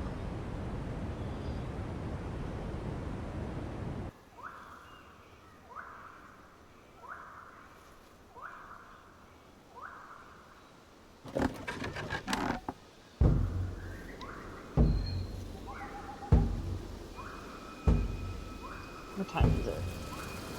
It's 10:14, guys. The stream is over, but we will be picking this back up later on.